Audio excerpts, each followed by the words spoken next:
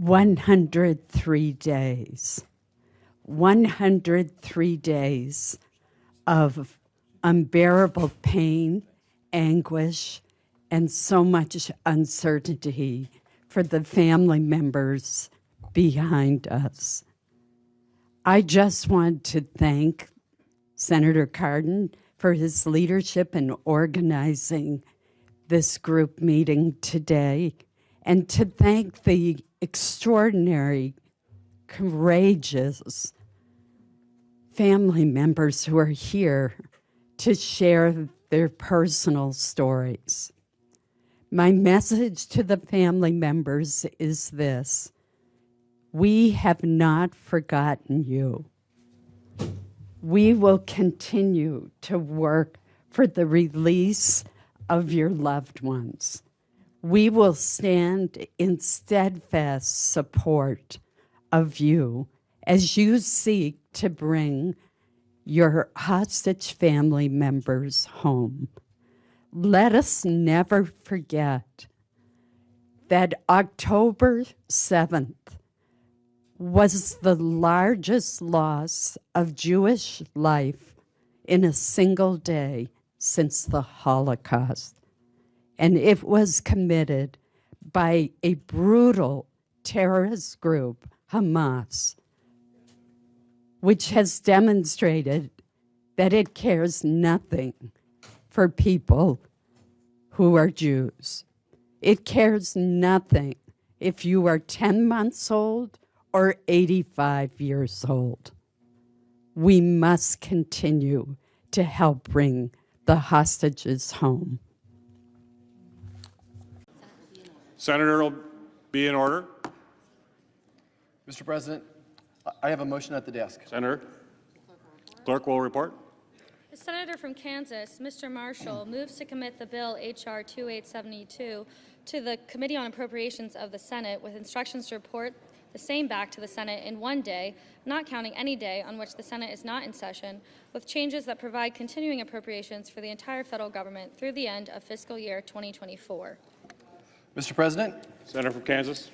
I rise in support of my motion to commit this continuing resolution to the Appropriations Committee with instructions for them to return to the floor a new continuing resolution to fund the government through the 2024 fiscal year. The requested modifications to this continuing resolution are nothing more than date changes and minor anomalies that the Appropriations Committee is more than equipped to handle with the 24-hour turnaround time. Doing so gives us ample time for the Senate and House to pass this amended legislation and send it to the President's desk before Friday's funding deadline. Under the bipartisan agreements made as part of the Fiscal Responsibility Act, a full year CR through September 30th would result in a spending cut. Senator, excuse me. We need to have more order, please. We're going to take your conversations off the floor. Senator from Kansas. Under the bipartisan agreements made as the part of the Fiscal Responsibility Act, a full year CR through September 30th would result in a spending cut of $73 billion, bringing our total discretionary spending down to $1.56 trillion, a significant cut from the $1.66 trillion funding deal that's in the works currently. This is the fiscally responsible decision that the American people deserve, and Congress has an obligation to make. We should agree to this spending cut, roll up our sleeves, and get back to work on an even more responsible funding package for the next fiscal year that will start to address our nation's massive $34 trillion debt. Thank you. I yield back. Senator from Washington. Thank you, Mr. President. I rise in opposition to the motion to commit the CR with instructions. The Senate has before it a bipartisan, bicameral CR which keeps the government open and gives us time to negotiate and pass full-year funding bills under the Schumer-Johnson top-line agreement.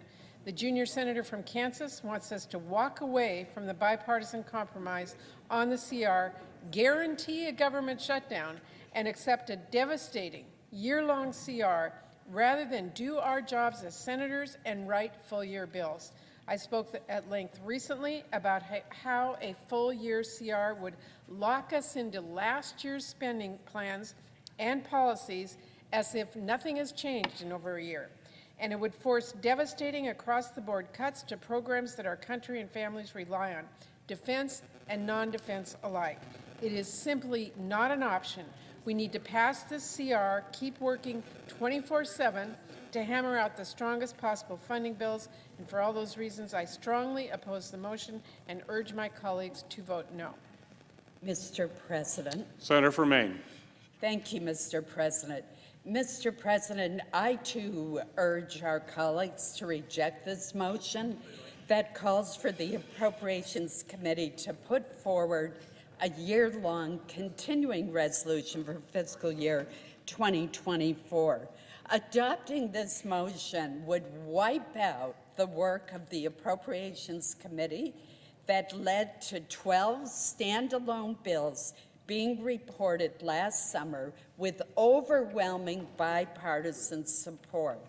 It would also lock in dangerously inadequate funding levels for our national security and lead to cuts in other vital programs serving our veterans, older Americans, low-income families. It would stall biomedical research, harm our farmers, and slow progress that we are making on our infrastructure. A year-long CR would result in defense funding levels that are nearly $27 billion less than the President's request and the Fiscal Responsibility Act. According to the chairman of the Joint Chiefs of Staff, under a year-long CR, quote, thousands of defense programs will be impacted, with the most devastating impacts being to personnel, the nuclear triad modernization, shipbuilding and maintenance, munitions production and replenishments, and the U.S. Indo-PACOM priorities. Mr. President, a year-long CR would result in our military being less ready to respond to the serious security threats around the globe. I urge my colleagues to reject this motion and support the reasonable approach of completing our work. Senator from Kansas. I'm reminded of two dates. A date in June when the Appropriations Committee did their job. They got all their appropriations bills done. And another date in November when we last worked on this floor through a minibus. We asked for more time. We stand at the ready. We're begging to bring these bills to the floor. Let them see the light of day. Let us finish our job. But in the meantime, I believe that this CR is the best path for American citizens. Thank you. I yield back. Question is on the motion. Is there a sufficient second? There appears to be. The clerk will call the roll. Ms. Baldwin. Mr. President, there are pivotal times in our nation's history when what we do in this chamber really matters. How we vote may well determine whether people live or whether they die, whether men and women live under the dictates of an authoritarian regime or as free people in a democratic nation, whether terrorists continue to commit atrocities, kidnap children, kill our troops, or are defeated. Mr. President, this is such a moment. This week, General Kurilla, the commander of U.S. Central Command, told me that this is the most dangerous security situation in 50 years. 50 years. The defense supplemental bill before us would strengthen our own military. It would send a strong message to Putin that his goal of capturing free, democratic nations will not be allowed to succeed.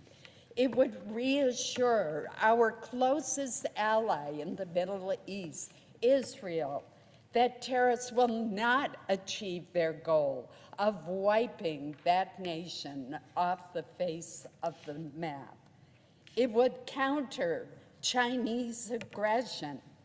And, Mr. President, it would rebuild our own defense industrial base.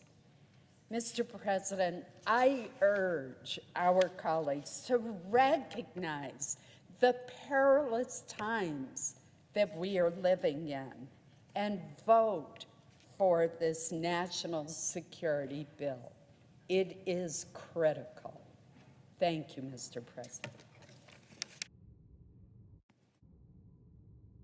Mr. President. Senator from Washington. Mr. President, it should never have taken us this long to move forward on this aid that so many of us are saying is necessary.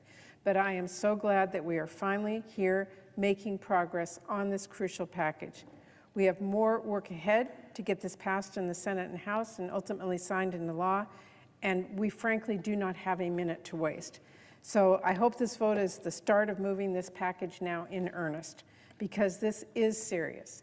As the senior senator from Maine just outlined, our allies are at war. Civilians are in harm's way. Dictators are watching closely to see what we are going to do about it. So really, the stakes could not be higher. How we answer this moment will define America's future on the global stage and could well redefine the balance of power in the world. So I hope today is truly a breakthrough for bipartisanship, that cooler heads will prevail from here on out, and that we can move this forward in a reasonable bipartisan way. We will be doing everything in our power to move that forward. I stand ready to work with my vice chair, senior senator from Maine, on any amendments that senators want to bring forward. And as the leader just said to everyone, we will stay here until this is done. Thank you, Mr. President. I yield the floor. Senior senator from Maine. Thank you, Mr. President. Mr. President, the national security supplemental before us is of profound importance to America's security. It will provide updated, modern, effective munitions to our troops, rebuild our flagging defense industrial base, allow our Navy to continue its vital operations in the Red Sea and the Mediterranean, and support our allies. Now, Mr. President, time does not permit me to correct every misunderstanding and misrepresentation about this bill that we have heard on the Senate floor and elsewhere. But I do want to correct some of the most egregious misstatements because the American people should have the facts. The defense supplemental bill before us would strengthen our own military by providing $35 billion to restore our military readiness, modernize our arsenal of democracy, and rebuild our defense industrial base. It would send a strong message to Putin that his goal, his dream of capturing free, democratic nations like Ukraine will not be allowed to succeed. It would reassure our closest ally in the Middle East, Israel, which is battling terrorists who have killed more Israelis, more Jews, in a single day than since the Holocaust, who have taken as hostages babies and the elderly, and who are using innocent Palestinians as human shields. It would help deter a rising and menacing China, whose Navy now exceeds the size of our own. Each of these investments, Mr. President, is in our self-interest. It makes America more secure. A claim was made yesterday that this bill gives $238 million to increase U.S. troop deployments to Europe. The implication was that this bill increases funding to send U.S. troops into combat in Ukraine. That is simply not true. The funding in this bill supports through the end of the year U.S. service members who are principally in Poland and Germany, working with our allies to train and equip the courageous Ukrainians. The Ukrainians are the ones who are doing the fighting and taking the casualties. No American soldiers are dying on the Ukrainian battlefield. And we are training and equipping the Ukrainians because it is the right thing to do, but also in America's self-interest. The best way to ensure that the United States is not drawn into a larger regional war in Europe in which our troops could be put at risk is by helping Ukraine defend itself against this brutal, unprovoked invasion. If Russia prevails in Ukraine, Putin will be in a position to threaten our NATO allies all along Ukraine's border, including Poland and one of our newest members, Finland. What we are doing through this bill is to greatly diminish the risks that the United States could be drawn into these larger conflicts. History is filled with examples of well-intentioned leaders who sought to avoid war, but who actually made war more likely by refusing to recognize the evil with which they were confronted. Neville Chamberlain declared peace in our time, trying to appease Germany before World War II began. We should not make that same mistake today. Another charge that I heard yesterday is that Europe is not doing enough to support Ukraine, and that the way to get them to do more is for us to do less. Again, this assertion is false. In terms of security assistance provided to Ukraine as a percentage of GDP, the only fair way to measure it, the United States ranks 15th globally, 15th. Estonia ranks number 1. Estonia has the same population as the state of Maine, 1.3 million people, yet it has provided 10 times as much as a percentage of its GDP as our country has to help the Ukrainians. On February 1st, the European Council unanimously approved a 4-year Ukrainian facility economic assistance package worth $54 billion. That equals nearly $13.5 billion per year. And that is on top of what other countries have already provided, which is approximately $63 billion in non-security assistance. Now, Mr. President, I want to stress that throughout this process, which began last October, included extensive hearings and much consultation, we did not rubber stamp the Biden administration's budget request. Many changes were made throughout the process, but let me just touch on 3. First, the president requested $11.8 billion for direct budget support for Ukraine. We reduced that amount by $4 billion, more than 30%. Furthermore, that budget support will phase out over time. This assistance, however, is critical because it helps ensure that Russia cannot win this war by utterly destroying Ukraine's economy, as Putin is trying to do. And it allows Ukraine to focus more of its national resources on the war effort. Second important change, this bill includes a clear and strict prohibition on funding in this bill and in prior appropriations from being used for any kind of financial support to the United Nations Relief and Works Agency, known as UNRWA.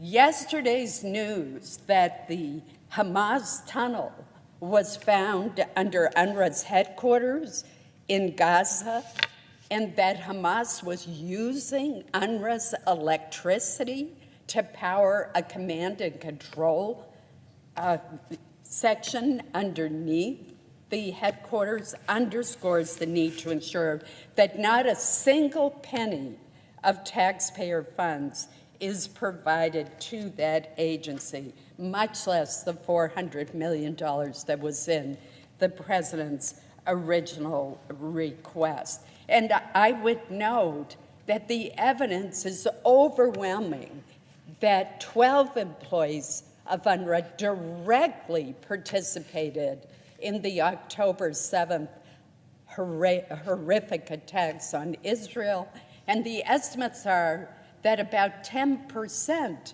of their employees are involved in terrorist groups. This organization is thoroughly infiltrated by Hamas and other groups. Third, we included strict guardrails for all the humanitarian assistance for Gaza. By March 1st, USAID and the State Department have to have procedures, processes, and policies in place that are developed in consultation with Israel to ensure that money is not diverted from the legitimate humanitarian assistance to Palestinian civilians to terrorist groups like Hamas. Now, it was suggested on the floor yesterday that we have no oversight of this assistance and no way of knowing where it is going. That is simply wrong. USAID delivers direct budget support through a World Bank mechanism whereby the funds that are released to the government of Ukraine are done so on a reimbursement basis for verified, pre-agreed categories of expenditures only. In addition, USAID employs a rigorous monitoring system that involves two international accounting firms, Deloitte and KPMG, to audit this assistance. We've increased funding for the Office of the Inspector General for both Ukraine funding and for the Gaza funding.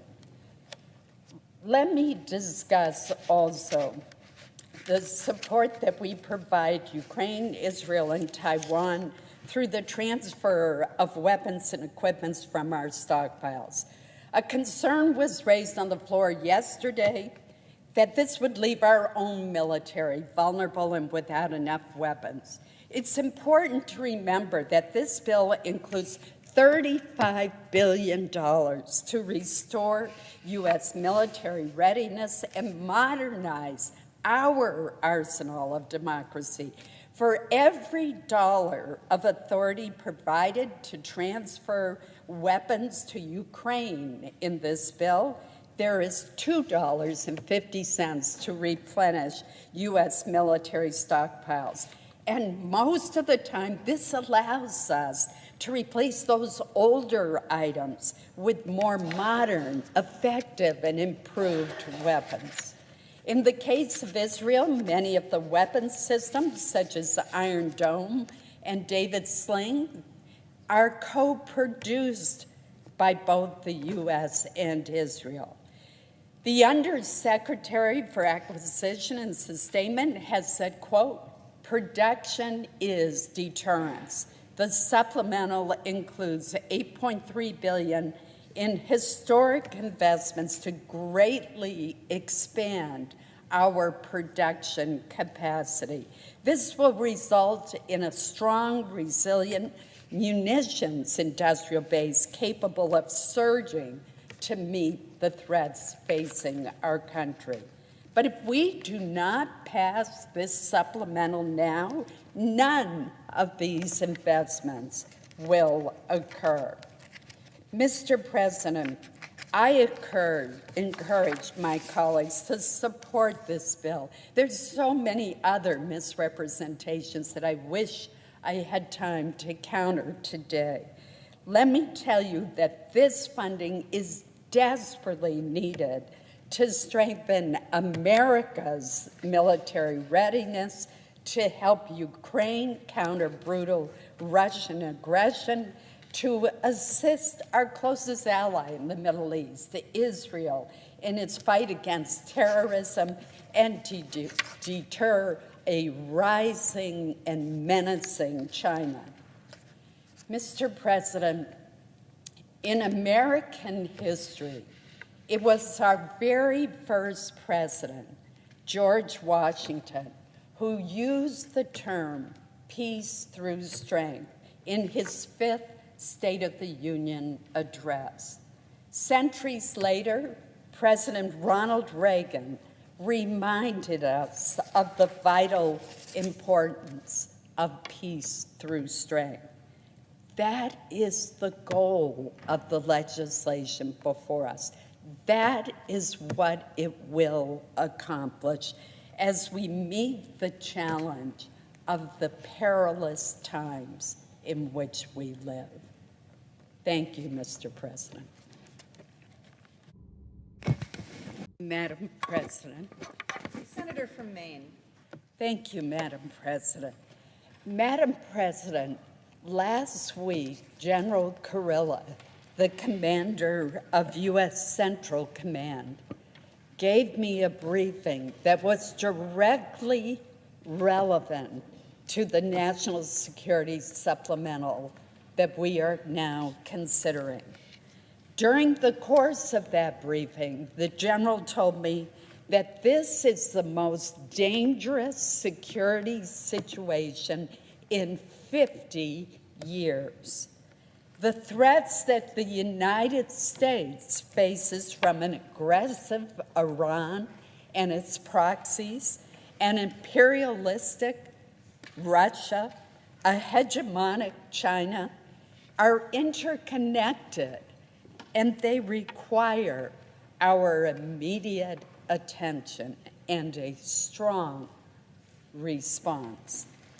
That is why this bill focuses on fortifying our military, rebuilding our own defense industrial base, and strengthening and defending our partners and allies. This legislation would send a strong message to Putin that his goal of capturing free, democratic nations will not be allowed to succeed. It would reassure our closest ally in the Middle East, Israel, that terrorists will not achieve their goal of wiping that nation off the map.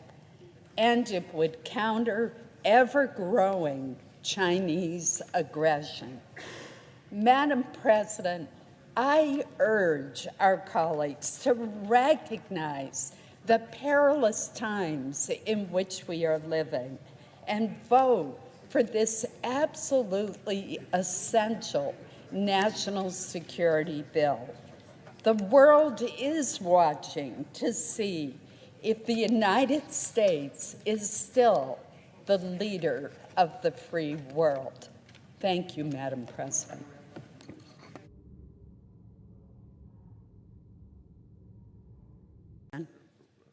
The senator from Maine. Mr. President, I just want to very briefly recognize my good friend, the Republican leader, for his extraordinary service, not only to our caucus, but more important, to the Senate as an institution, and to our country.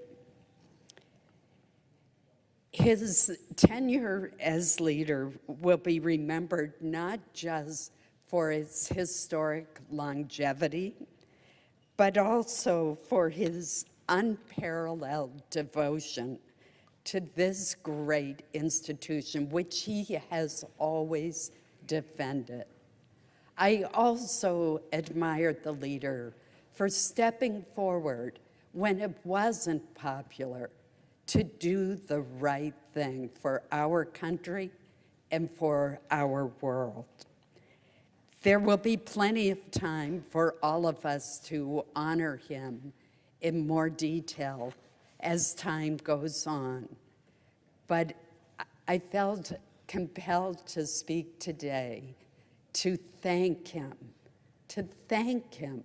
for devoting his life to public service for all the right reasons, to improve the lives of the people living in our great country.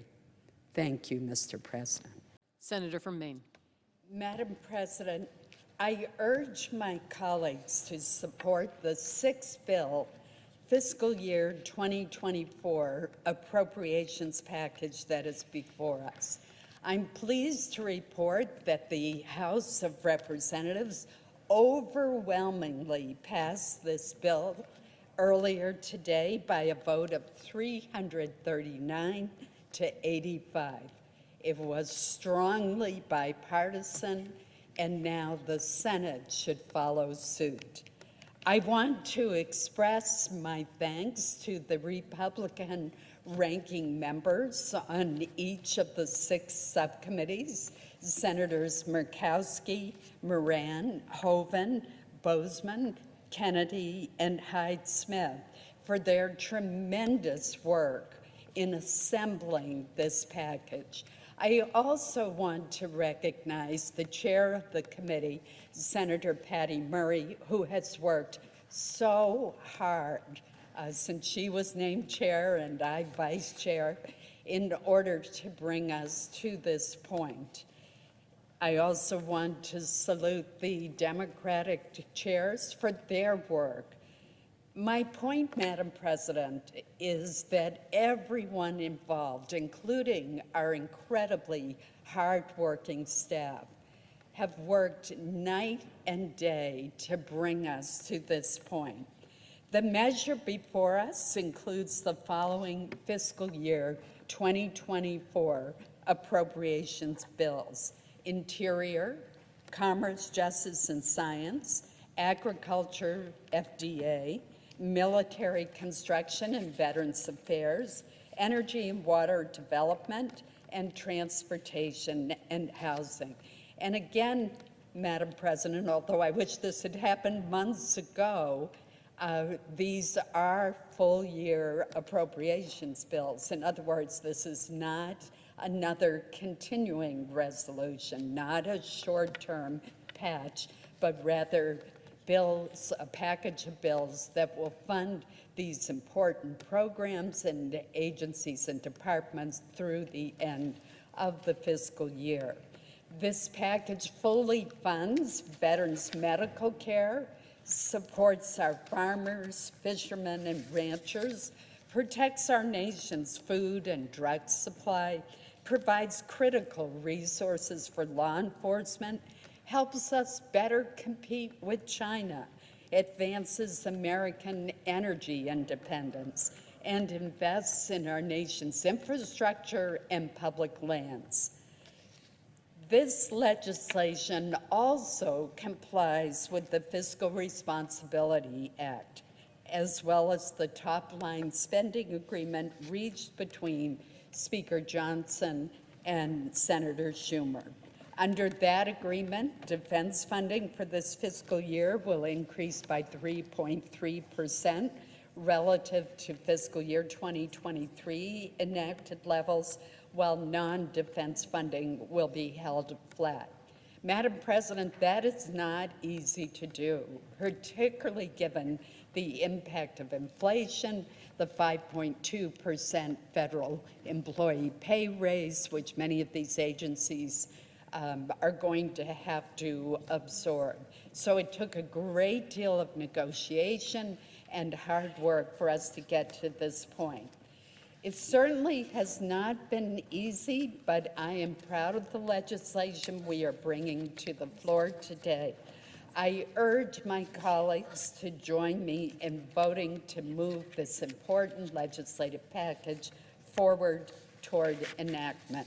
I look forward to further floor discussion tomorrow, but right now I do urge a yes vote on the motion to proceed. Thank you, Madam President. Madam President. Senator from Washington. Thank you, Madam President. And I want to thank the Vice Chair who spent innumerable hours with me for a very long time through many, many different discussions and meetings and hearings, and for her incredible work to get here tonight to this vote. Thank you so much.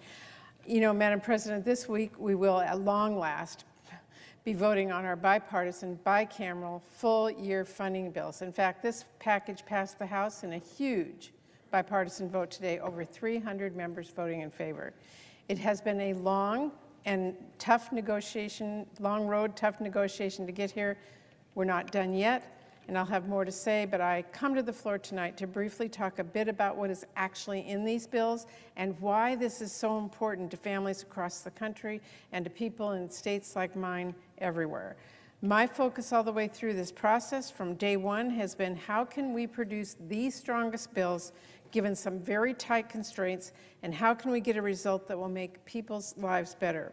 Well, this package may not be what I've written on my own. I'm sure my Vice Chair would say it would not be what she wrote on her own, but we fought very hard to protect investments that matter to working people everywhere and help keep our economy strong, rejecting devastating cuts to housing, nutrition assistance, and a lot more. Importantly, we blocked countless extreme Republican policies like efforts to restrict abortion rights that would have set our country back decades. This package includes investments in our economy, like cutting-edge research, renewable energy, key programs to continue rebuilding America's infrastructure, and funding for my 21st Century Cures Act to support America's world-class biomedical research enterprise. Democrats fought hard to protect investments in rural communities and support our farmers.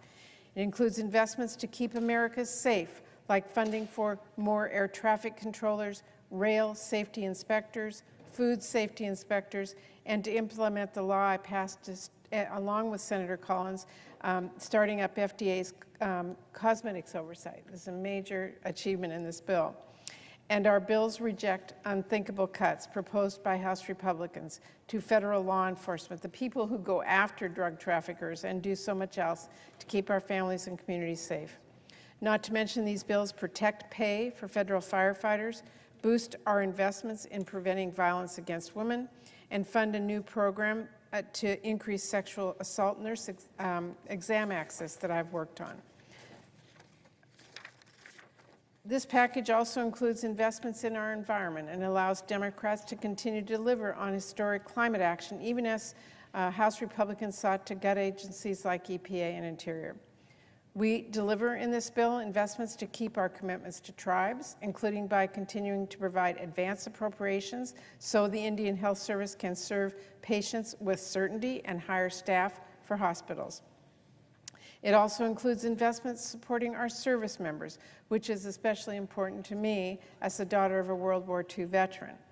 It has crucial resources for military construction projects, including child care centers, housing, and other quality of life improvements for our troops and their families. It increases funding for the Veterans Caregivers Program that I helped establish and expand, and makes record investments to help end veteran homelessness, deliver mental health care for our veterans, and support women's veterans health care, all long-time priorities for me. And of course, it includes support for American families. And that means protecting investments to address the housing crisis, something important to my home state of Washington, programs that the House Republicans wanted to hollow out, but we together were able to protect and strengthen essential rental assistance, boost investments to reduce homelessness, and increase our nation's affordable housing supply. And it means full funding for food assistance program families rely on, like SNAP, the summer EBT program I helped establish, which will help 500,000 kids in Washington State alone, and WIC. You know, Madam President, as someone whose family relied on food stamps after my dad was diagnosed with multiple sclerosis, I know firsthand that action here can be the difference between families having food on the table for dinner or kids going to bed hungry. So when I saw that the House Republicans proposed devastating cuts that would have forced states to deny families WIC benefits for the first time ever, that was never going to be an acceptable outcome. I said from the outset I would move mountains to fully fund WIC, and that is exactly what I did. But let's be clear, WIC should never have even been put into question, because ignoring the mountains of evidence that this program works, the long history of bipartisan support for WIC, and the fact that this program actually saves us money in the long term. Ignoring all of that, there is just still no ignoring the fact that the basic question with WIC is, can the richest country in the world afford to feed babies? And the answer is yes, it has to be. I can't believe I have to say that, but I will say it as many times as it takes, and I'm glad that we were able to work together to reach a good outcome and fully fund WIC in this bill. And here's the thing about our appropriation bills. They reflect the input and priorities of nearly every senator.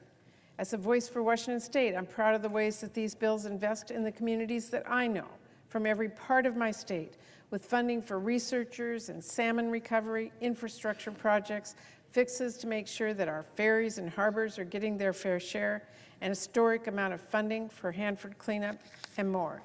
I'll have a lot more to say about these efforts and other Washington State projects I fought hard to include in these bills, but I am so excited to see this funding make progress, make a difference for folks back home.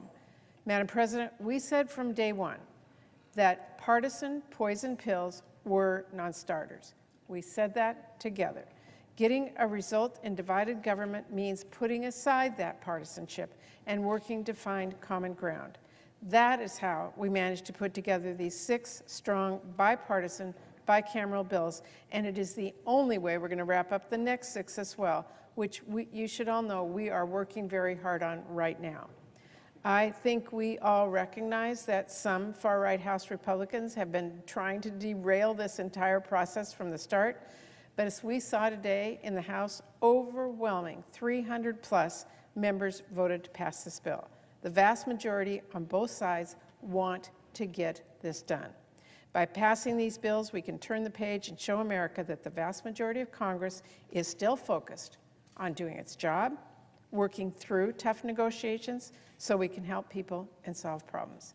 And again, I want to thank my partner, Senator Collins, who's been just tremendous in working with us, all of our staffs who've been working on this 24/7 for so long they are exhausted, and they still have 6 more bills to go. I want to thank our chairs of the appropriations committees that are in this bill, Senator Schatz, Heinrich, Shaheen, and Merkley, for their tremendous work, and their Republican counterparts as well, who have really put in a lot of time and energy and have had to say yes and no way too many times, but we got this done. So I hope all of our colleagues tonight will join us in sending that message by voting on the motion to proceed this evening, voting yes, and then working together to make sure we get this to the President's desk before the deadline on Friday. Thank you, Madam President. I yield the floor. Aren't nearly there, and I am hopeful that we can all come together and get an agreement to pass this bipartisan, bicameral, full-year funding bills as soon as possible. We all know the deadline. We are here in the Senate, ready to move quickly in order to avoid a senseless shutdown. And as I have said for months, we actually can fund the government when everyone sits down at the table and works in a reasonable bipartisan way, and that is what we have done.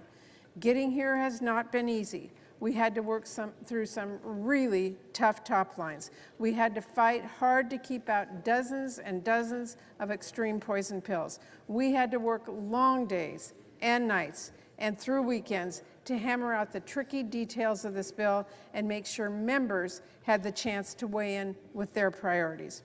Our work is not done yet. We have 6 more bills. We are working on all of them right now, but this first package is evidence that we can get things done. When everyone is focused on what can actually help folks back at home and what can actually pass in a divided government. This isn't the package I would have written on my own, but I am proud that we have protected absolutely vital funding that the American people rely on in their daily lives. This package fully funds WIC so moms and babies will not be denied nutrition assistance. It sustains our investments to help people keep a roof over their head. It protects core programs to make sure we can continue to deliver on historic climate action while safeguarding our environment. It invests in keeping Americans safe and in keeping America moving forward as we rebuild our country's infrastructure. It strengthens our investments in cutting-edge scientific research from advanced manufacturing to AI to clean energy. And critically, it delivers record investments in supporting our veterans.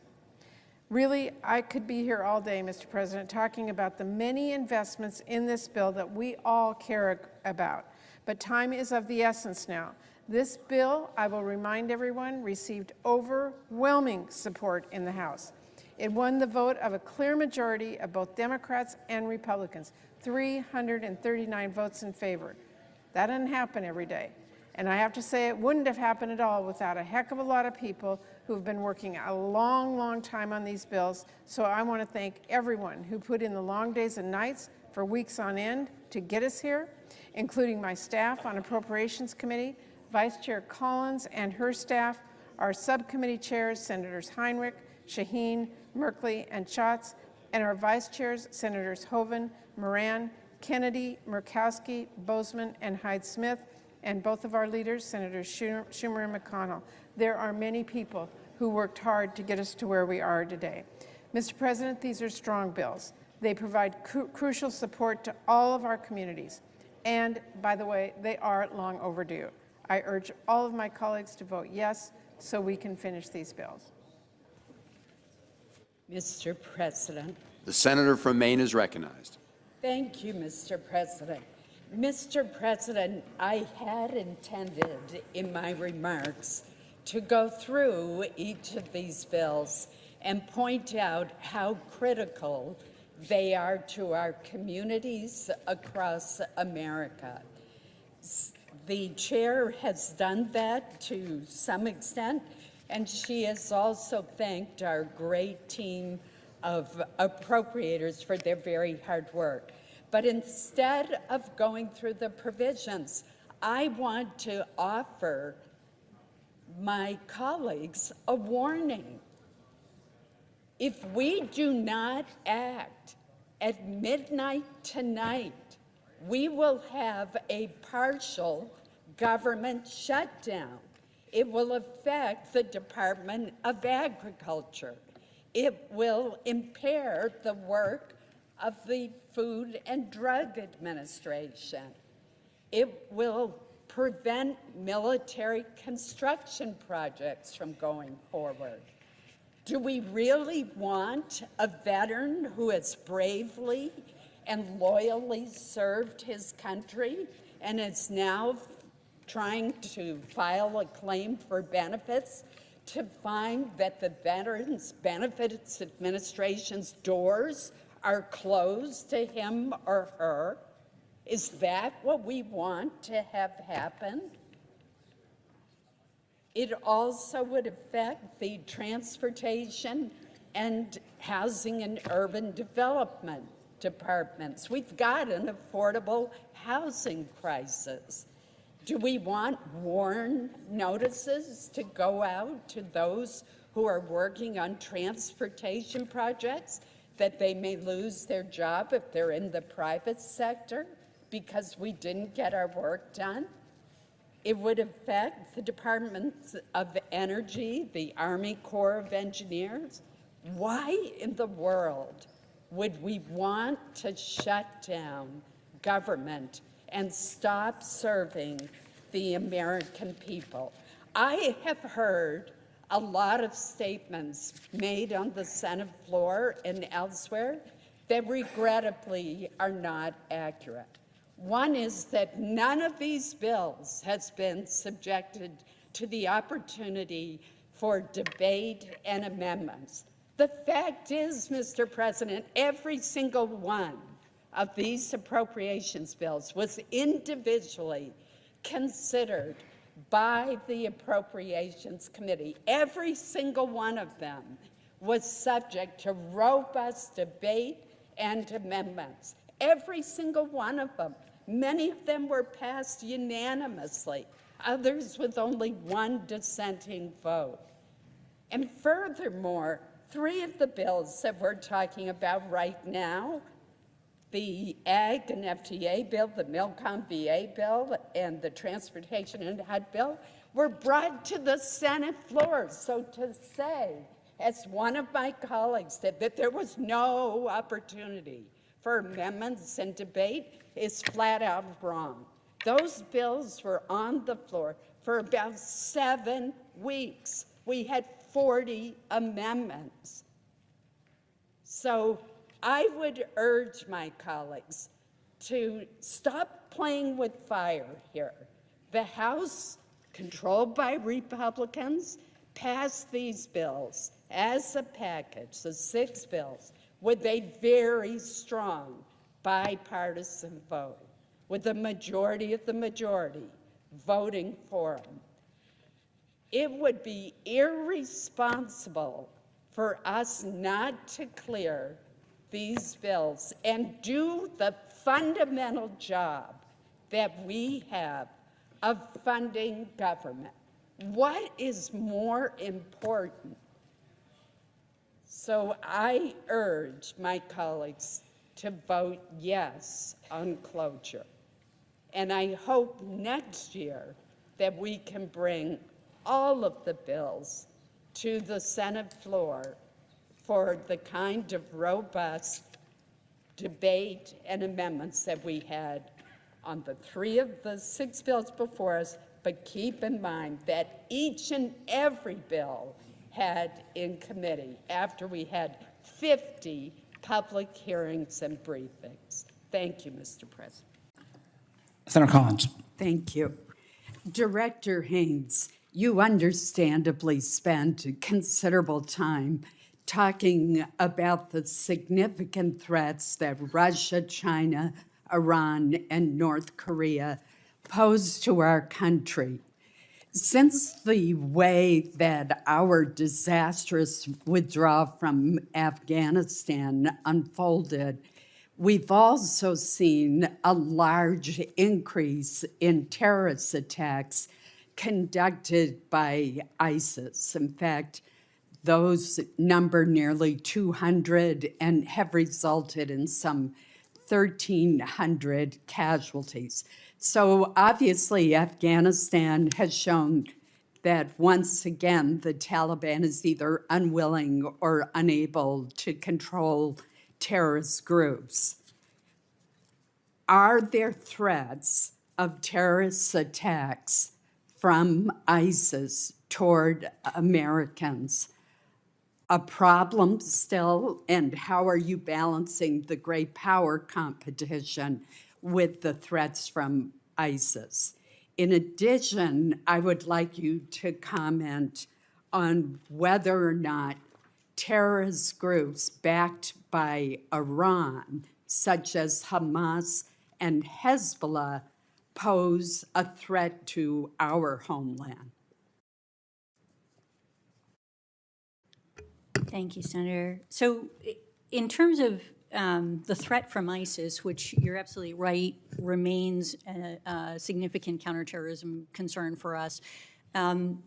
Most of the attacks that you're talking about globally taken on by ISIS have actually occurred by parts of ISIS that are outside of Afghanistan. In Afghanistan, there still remains an ISIS concern. It has one where, ironically, the Taliban has actually also concerned about it because the ISIS group that is in Afghanistan is, in fact, going after the Taliban. And so this is a place where actually the Taliban has has taken action against that group in ways that are consistent with our also concerns and interests.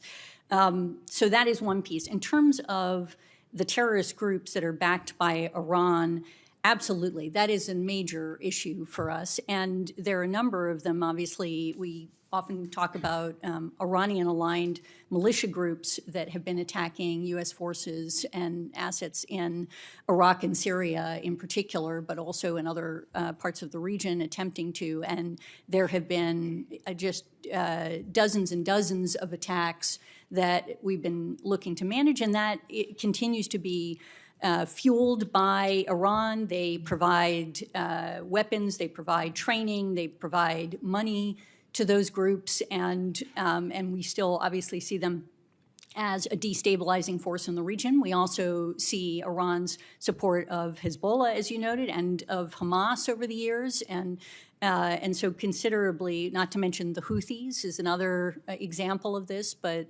certainly that's been a large issue, and my colleagues may wish to add to this. Thank you. Director Wray, we know that China is the primary provider of the predecessor chemicals and the pill presses for fentanyl, and you've pointed out in your testimony the extraordinary scope of the amount of fentanyl that has been produced. And indeed, 80% of the overdoses in Maine last year involved fentanyl. But what we're also seeing in Maine is a new phenomenon that was reported by some enterprising journalists, and that is that Chinese nationals are establishing illegal marijuana growing operations all over the state. One public report estimates there are more than 200 of them, primarily in rural Maine. They're unregulated, they're illicit, they're destroying homes because they're growing the marijuana inside, and the marijuana is very potent. What is the FBI doing to support local, county, and state officials, and why do you think the Chinese have sent their citizens to rural America to establish these illegal growing operations? Well, certainly we're observing the same phenomenon that you're describing. I know we've had a number of cases that have resulted in indictments of Chinese nationals involved with illegal marijuana grow operations here and otherwise involved in different kinds of organized criminal activity. We are tackling that through working with our state and local law enforcement partners through a variety of task forces. We're trying to share intelligence with them to help get ahead of the threat. I'm not sure that I could give you a reason as to why it's happening, but that is something that we're very focused on. You mentioned the precursors to fentanyl, the pill presses. This issue, I would just add to that yet another one, which is that an awful lot of the meth precursors to the labs in Mexico also come from China. So it's fentanyl, it's also meth. And so there is certainly a big degree to which problems that we are experiencing here in an acute way source back to them. Senator Heinrich. Madam President. The senator from Washington. Thank you, Madam President. We are nearing the end of what has been a long, winding, and tough process. And I just want to start by thanking everyone who has worked with me to get here. And that starts, of course, with my Vice Chair, Senator Collins, who has been a really great partner throughout this process, and I so appreciate it. I also want to thank our counterparts in the House, Chair Granger and Ranking Member DeLauro. And I want to thank all of my staff and the vice chairs who have worked tirelessly on these bills. All our incredible subcommittee chairs, Senators Tester, Van Hollen, Murphy, Baldwin, Reed, and Coons. Our ranking members, Senators Hagerty, Britt, Capito, Fisher, and Graham. Leaders Schumer and McConnell, and all of their staffs, and so many others. As I've said before, this is not the package I would have written all on my own, But by working together, we were finally able to hammer out an agreement on funding bills that protect and even strengthen critical investments in our families, in our economy, and in our national security. Make no mistake, we had to work under very difficult top-line numbers and fight off literally hundreds of extreme Republican poison pills from the House, not to mention some unthinkable cuts.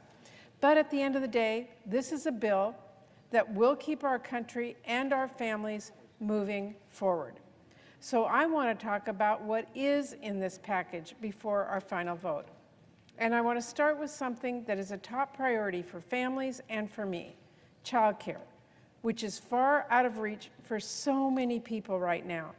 I will seize every opportunity I can to help families get affordable childcare. And in this funding bill, I'm pleased to say that we increased federal funding for childcare and pre-K by $1 billion. And that is not even counting steps I secured to protect the C Campus program that helps young parents who are in college who need childcare, or double the capacity for the universal pre-K program we have for our service members. Ultimately, we need to pass, I believe, my Child Care for Working Families Act to fix this crisis and make affordable child care a reality for every family. But until we get there, I will keep pushing for every inch of progress to alleviate the stress families are feeling when it comes to child care. Can we take steps to help our military families get child care?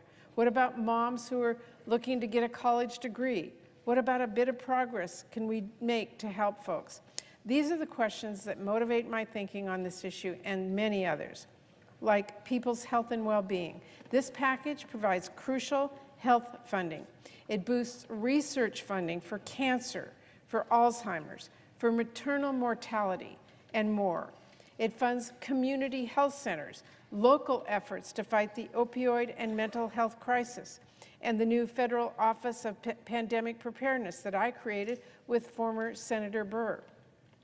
In the face of House Republicans' push to gut funding to end HIV and build our public health infrastructure, we protected those vital efforts in this bill. And we protected family planning, not just from the House Republican efforts to defund Title X entirely, but also from countless far-right proposals to restrict women's reproductive freedom. The American people should know that Democrats stood firm to reject every single one of those. And we also stood together to make critical investments in education, protecting increases we made to the maximum Pell Award in recent years, educator preparation initiatives, and workforce training programs. And we rejected House Republicans' unthinkable cuts in funding for K-12 schools, which would have reduced funding for nearly 90% of school districts and forced teachers out of our kids' classrooms. And of course, this package does fund our staffs and Capitol Police here in Congress, our election security, and other essential basic functions of government. And then there are the crucial investments for our national security.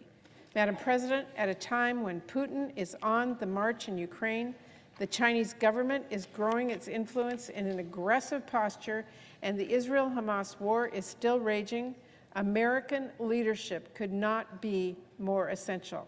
That's why it remains imperative the Speaker finally put that national security supplemental bill that we passed overwhelmingly up for a vote.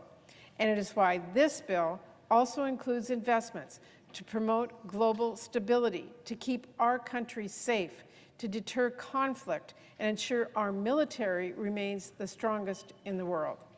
That means investments in diplomacy, maintaining strong ties with our allies, upholding our commitments, forging new partnerships, providing more humanitarian aid, and promoting stability and global health. It means investments in defense, and not just funds for new equipment, though that is important, but investments in the men and women in uniform who are our true front lines of defense. The bill provides our service members a pay raise. It invests in child care for their kids, like I mentioned earlier. It invests in food security and strengthens our efforts to prevent suicide and address sexual assault and harassment in the forces, and more. And this bill secured additional visas for brave Afghans who worked alongside our service members during the war in Afghanistan. Finally, this package provides critical operational funding for the Department of Homeland Security. It is certainly not a perfect outcome, but let's not forget that Democrats were at the table. We were ready to pass a bipartisan border policy deal until Donald Trump told Republicans to kill that deal.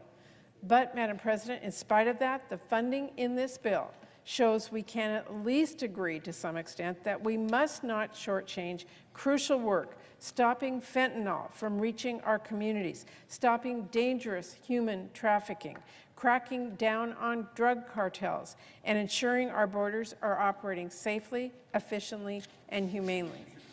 Now, Madam President, I hope my colleagues will work with me to close the book on FY24, to avoid a shutdown, and get this bill passed ASAP.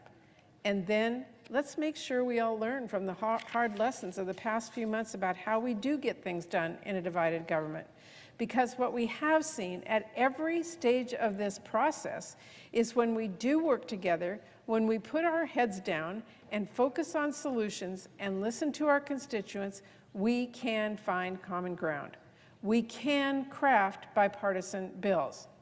But when House Republicans stopped everything to renegotiate the deal they struck with the president, when they insisted on partisan poison bills, when they listened to the loudest voices on the far right, who, let's be real, were never going to vote for any bipartisan funding bill, that gets us nowhere.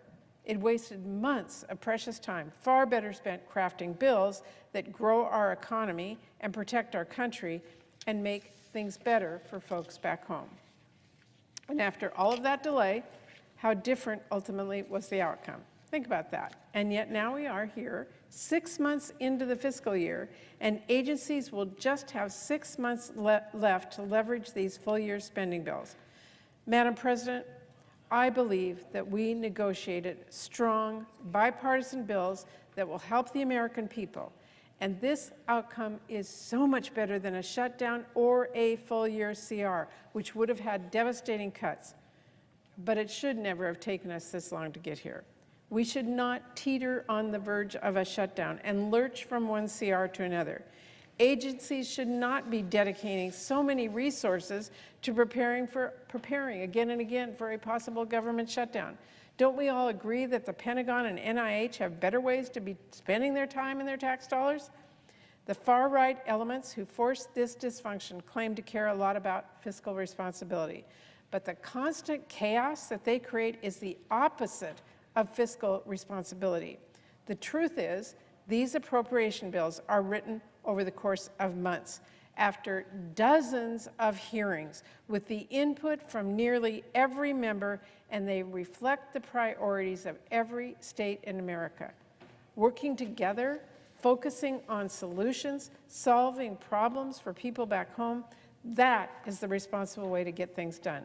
And it is, for the most part, how we conducted ourselves here in the Senate. Vice Chair Collins and I held bipartisan hearings. We gave every senator an opportunity to weigh in on these bills. And we crafted 12 bills that passed out of our committee overwhelmingly, many unanimously. And I think we need more of that as we begin our work now on FY25 if we're going to keep this process on track. So, Madam President, as we finally pass this bill, I urge all of my colleagues to really take the lessons of the past year to heart. Congress can still work, but only when we come to the negotiating table in good faith and leave politics at the door. Now, before I turn it over, I want to submit into the record a list recognizing our incredibly dedicated staff, the people who truly keep the trains on track, and who poured so many long days and nights of hard work into these bills. I ask unanimous consent to include that in the record. Without objection. Thank you, Madam President. And I again want to thank my colleague who has worked with me side by side through ups and downs and challenges for well over a year now to get us to where we are today. And we want to get this bill passed and move on because we believe that by working together, we make America better. Thank you, Madam President. I yield the floor. Madam President, The senator from Maine. Madam President, I rise today in support of the final 6 government funding bills before us. These bipartisan, bicameral bills are the results of many months of hard work by the appropriations committees in both the Senate and the House. Let me start by thanking Chair Murray for her tremendous leadership and hard work throughout the entire appropriations process. She has really made a difference. Since Chair Murray and I took the helm of the committee over a year ago, we have been committed to an appropriations process that provided senators with a voice in funding decisions through robust committee proceedings. Toward that end, we held more than 50 public hearings and briefings. We televised our committee markups for the first time ever. And the Senate Appropriations Committee marked up and advanced all 12 bills individually for the first time in 5 years. And we did so with overwhelming bipartisan support. Every single bill, each and every one of them, was subject to robust debate and amendments. Many of them passed unanimously, I'm pleased to say, others with only one dissenting vote. This final package on the Senate floor today includes the fiscal year 2024 appropriations bills for the Department of Defense, state and foreign operations, financial services and general government, labor, health and human services and education, the legislative branch, and Homeland Security. Madam President, we are not punting through yet another continuing resolution, nor is this an omnibus. Rather, it is a package of 6 individual bills that fund critical programs, important agencies, and essential departments through the end of this fiscal year.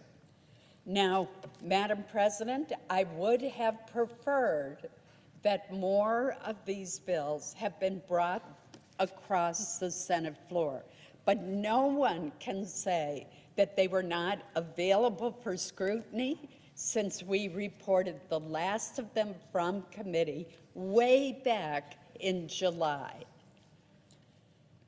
I want to, in addition to my thanks for Chair Murray, to thank the ranking Republican members on each of the subcommittees reflected in the package today. Senators Graham, Hagerty, Capito, Fisher, and Britt for their outstanding efforts in assembling this package, and I also want to acknowledge the contributions of their Democratic chairs. Madam President, this legislation is truly a national security bill. 70% of the funding in this package is for our national defense, including investments that strengthen our military readiness and industrial base, provide pay and benefit increases for our brave service members, and support our closest allies. This legislation also supports America's working families while providing funding to better secure our borders and combat the transnational criminal organizations that are flooding our communities with fentanyl.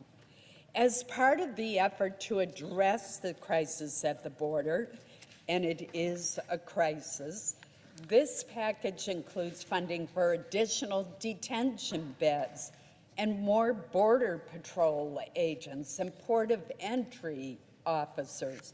Those are long-standing Republican priorities, priorities that are shared by many Democrats as well.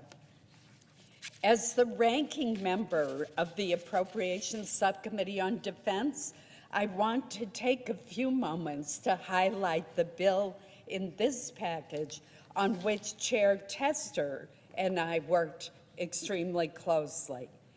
The bill avoids a devastating year-long CR that every single service chief told us would be a disaster for the Department of Defense.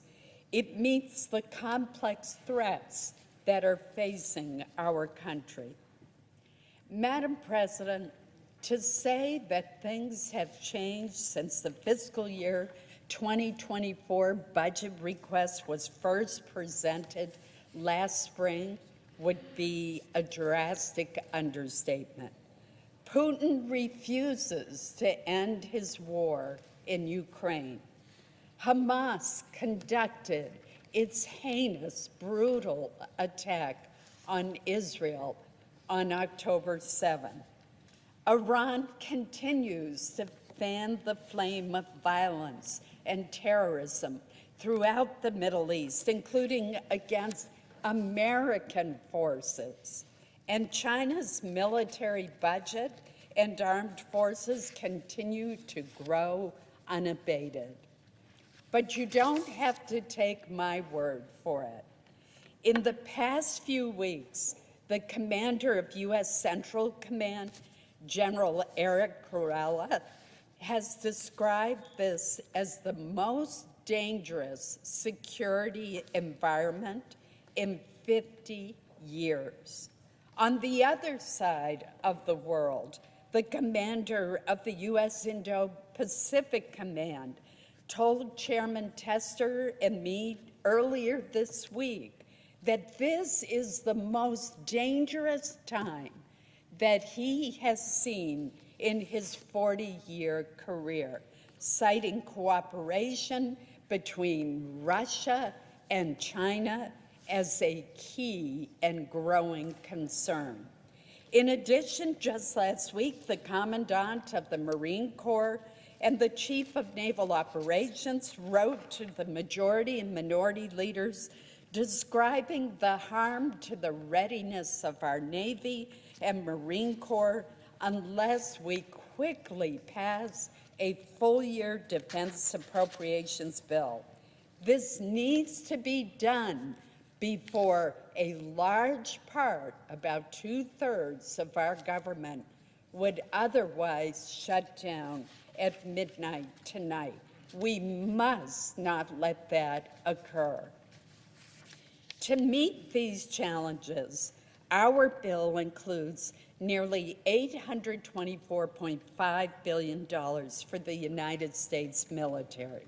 It fully funds the 5.2% pay raise for service members, the largest pay raise in more than 20 years.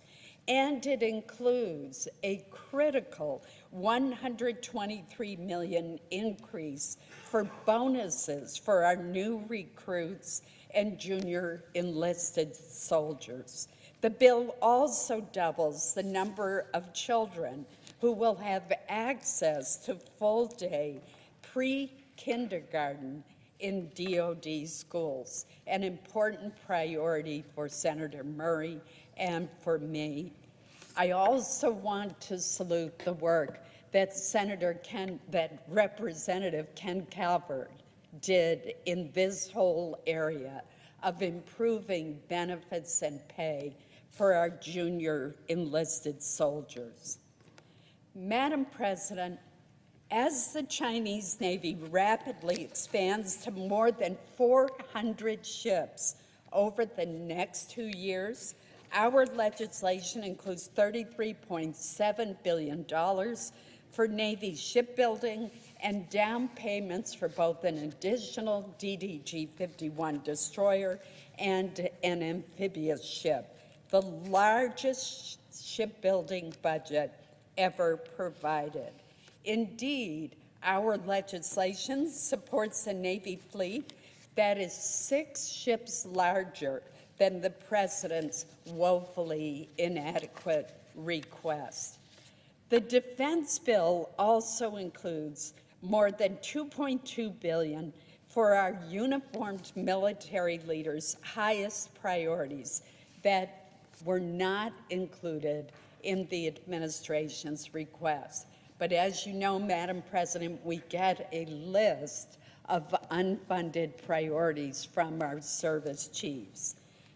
Our bill includes $273 million for long-range radars and sensors to close the awareness gaps identified by General Van Herk when he was commander of Northern Command.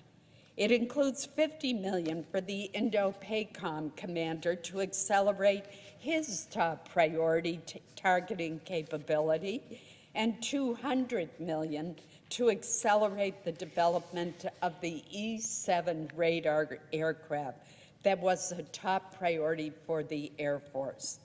To strengthen deterrence against China, our legislation keeps the modernization of the nuclear triad on track.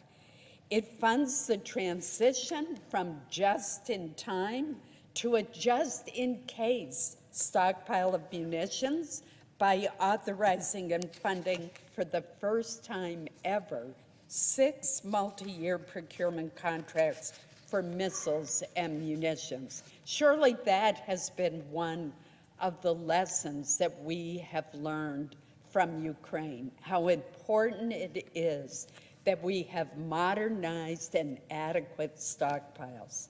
$6.5 billion is also included to maximize this year's production of Patriot air defense missiles, long-range anti-ship missiles, and 6 other long-range precision strike missile programs.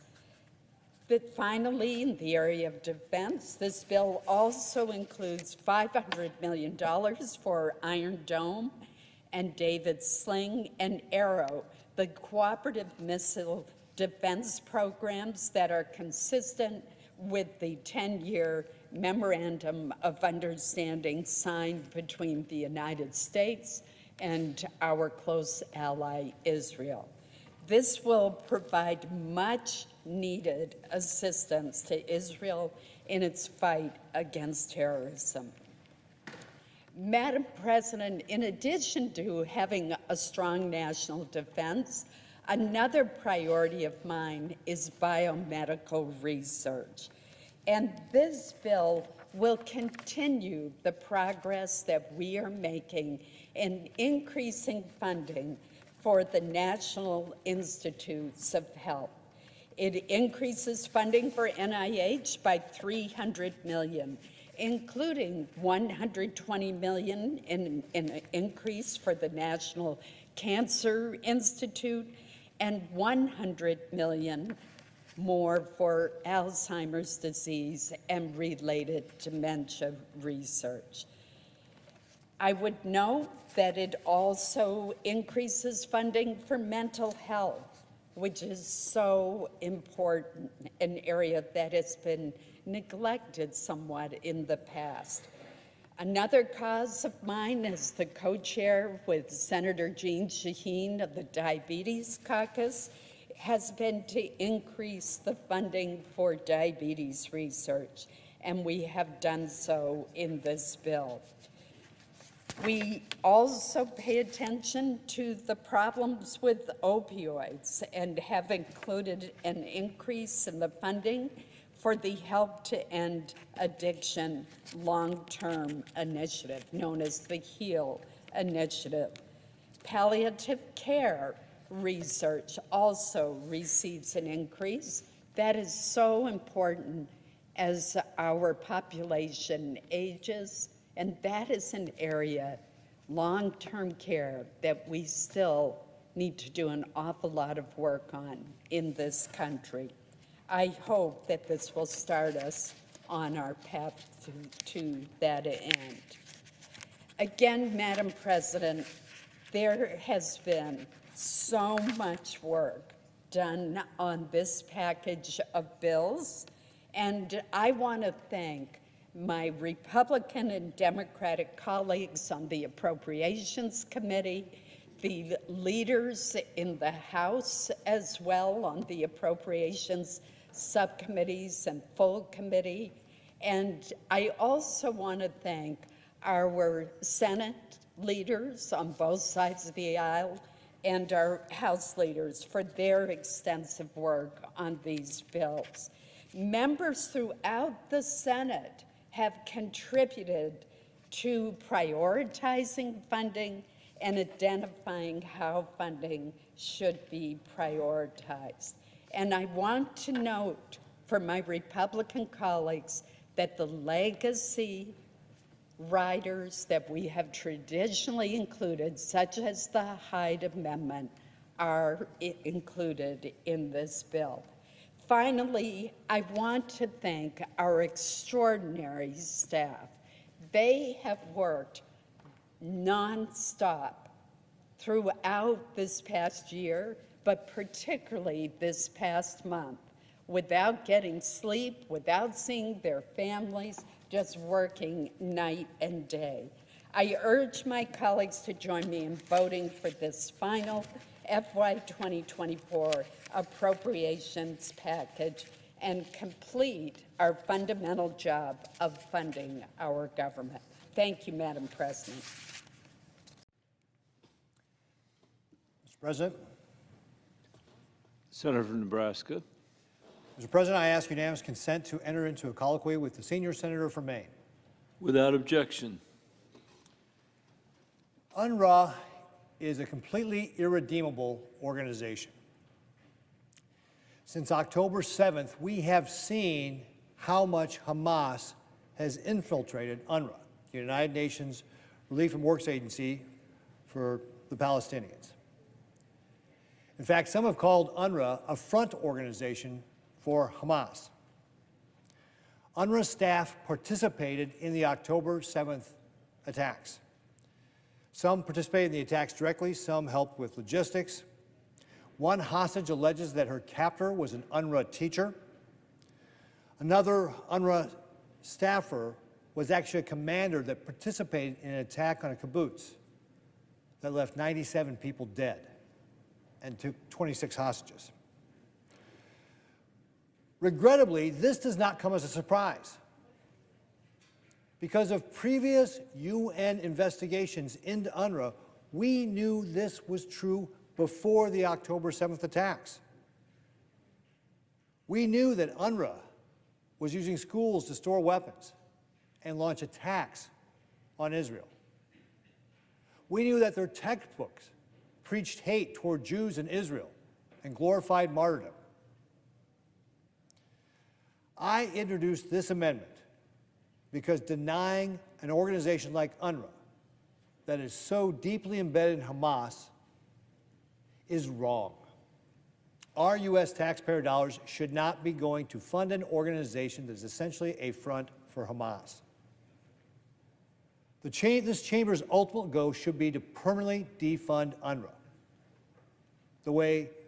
defund it the way the Trump administration did.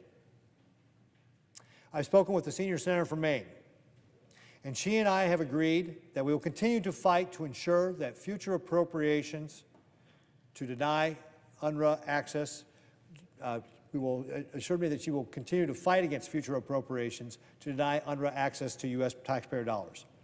This underlying bill does that for 1 year, and that's a start. Mr. President. The senator from Maine. Mr. President, I very much appreciate the comments of the senator from Nebraska. I agree with him that UNRWA cannot be the conduit for humanitarian aid.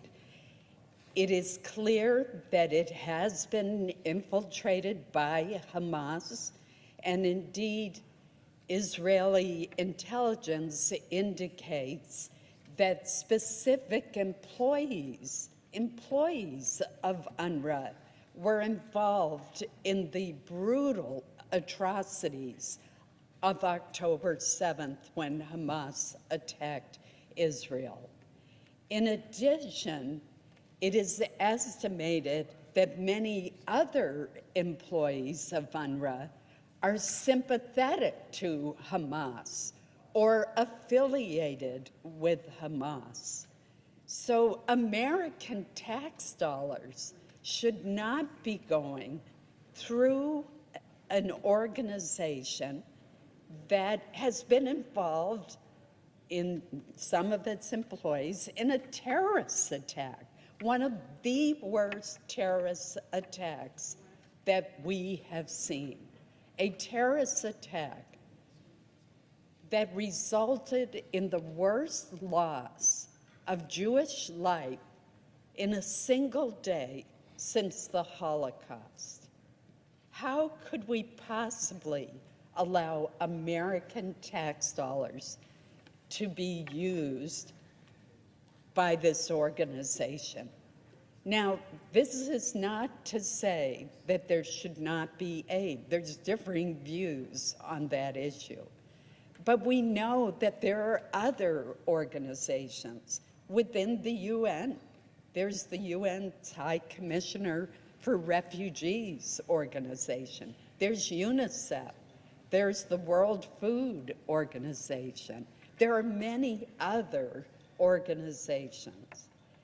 For me, Mr. President, what was most compelling is when I learned that Hamas had a major communications and command control center underneath UNRWA's headquarters.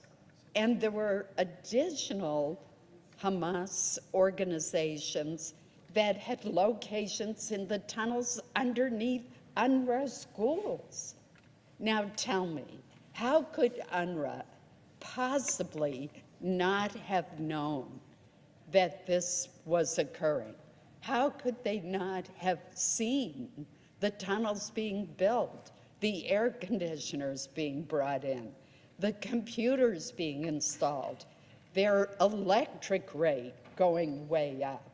It is just not conceivable that UNRWA was unaware of all of this. And as my friend from Nebraska has mentioned, we know that far too many of the schools that UNRWA is running in Gaza teach hatred in their textbooks, teach hatred not only of Israel, but of Jews in general. Totally unacceptable that American tax dollars would go to this organization. There are alternatives. And that is why in the supplemental appropriations bill, which I know the presiding officer feels so deeply about, as do I, in that bill, we defunded UNRWA. And we said that dollars from previous appropriations could not be used by UNRWA. And in the bill that is incorporated and before us today, the State Foreign Ops Bill, which is part of the 6-bill package, we also defund UNRWA. And we extended it beyond the end of this fiscal year. We extended it till March of 2025 to ensure there wasn't a gap and give us time. And I do pledge to my colleague from Nebraska to continue to work on this issue about which I feel so strongly. So I will continue to work with him, and I very much appreciate the opportunity to engage in this colloquy. Mr. President, Nebraska. I'm grateful for the Senior Senator from Maine's commitment to defunding UNRWA, and grateful as well for her pointing out that there are other ways to provide aid to Gaza. I would also like to point out that when the Trump administration denied UNRWA funding a few years ago, the world did not come to an end. So I do believe, as the Senior Senator from Maine pointed out, there are alternatives. And with her commitment, and I appreciate, for that reason, I will no longer seek a vote on my amendment. Thank you, Mr. President. President. Senator from Maine. Mr. President, first let me express my appreciation to the senator from Nebraska, and I will ask unanimous consent that a story from the Wall Street Journal on this very issue be submitted for the record. And I would note that this story estimates that approximately 10% of UNRWA staff in Gaza has links to the Hamas militants. Without objection. Thank you, Mr. President. Thank you, Mr. Chairman. General Alvin, I want to read to you a quote from the Executive Vice President of the Air Force Association. He said the following: under this budget, the Air Force, already the oldest and smallest in its history, would see its total aircraft inventory fall below 5,000 for the first time ever. And indeed, when I looked at the chart on aircraft inventory, the projection is 4,903 aircraft. China, on the other hand, is increasing the size of its fleet of aircraft. Are we at the point where we are risking an Air Force that is too small to accomplish the missions that it is assigned? Senator, I believe that the most important thing that we should be focused on is having the right capability. Of course, we are all restricted by the budgets within which we work. However, our focus is to ensure that by just having a quantity, we have the right quality to be able to ensure the survivability and the ability to compete in a highly contested environment. So we are focused on getting the maximum capacity that we can of the most capable platforms and systems, because it's gone beyond just counting aircraft. It is the entire kill chain, the ability to have the battle management, to have the situational awareness, which is increasingly we're going to rely on my brother from space here to ensure that we do. So it's really not just platforms, it's a capable system of systems that will ensure that we can endure. As I listened to you, I remember an admiral saying to me in my very first year in the Senate that quantity has a quality all of its own. I mean, there becomes a point when I look at the 5-year plan of the Air Force, when you're seeking to divest more than 1,000 aircraft while procuring fewer than 1 aircraft for every 2 jets that are being retired. And when I look at the situation in Ukraine, it seems clear to me that not only is quality obviously extremely important and capability, but quantity matters also, particularly when we're facing as many threats in such diverse places as we are. Senator, I would agree with you, and I would say that quantity does matter, but we want every one of that quantity to be survivable, because if we have a large quantity but they have a reduced chance of survival, then we're actually putting more airmen in harm's way and at higher risk if we can't have them survive and be able to actually prevail. And so we do look at that capability and capacity, but we certainly don't want, because our airmen will go fight. We want to deter, but when asked, we'll fight in whatever cockpits we have. And so we want to ensure that when we're providing that mass is actually survivable and can endure. I just want to make sure you have enough of those cockpits. For each of our witnesses, but starting with the Secretary, please describe to the committee the area or capability where you feel you are incurring the most risk given the top-line constraints. As I mentioned in my opening statement, my greatest concern is time and the pace of modernization. China is, and I've been watching China closely since 2010, they have modernized in a way which is intended to take advantage of what they see as our vulnerabilities. And so they are attacking things like our airfields, our carriers, our satellites that we rely upon in relatively small numbers. They're also modernizing in the air domain and in the counter space domain very effectively in general. And they are fielding quantities. We do have to respond to the quantities, as you mentioned.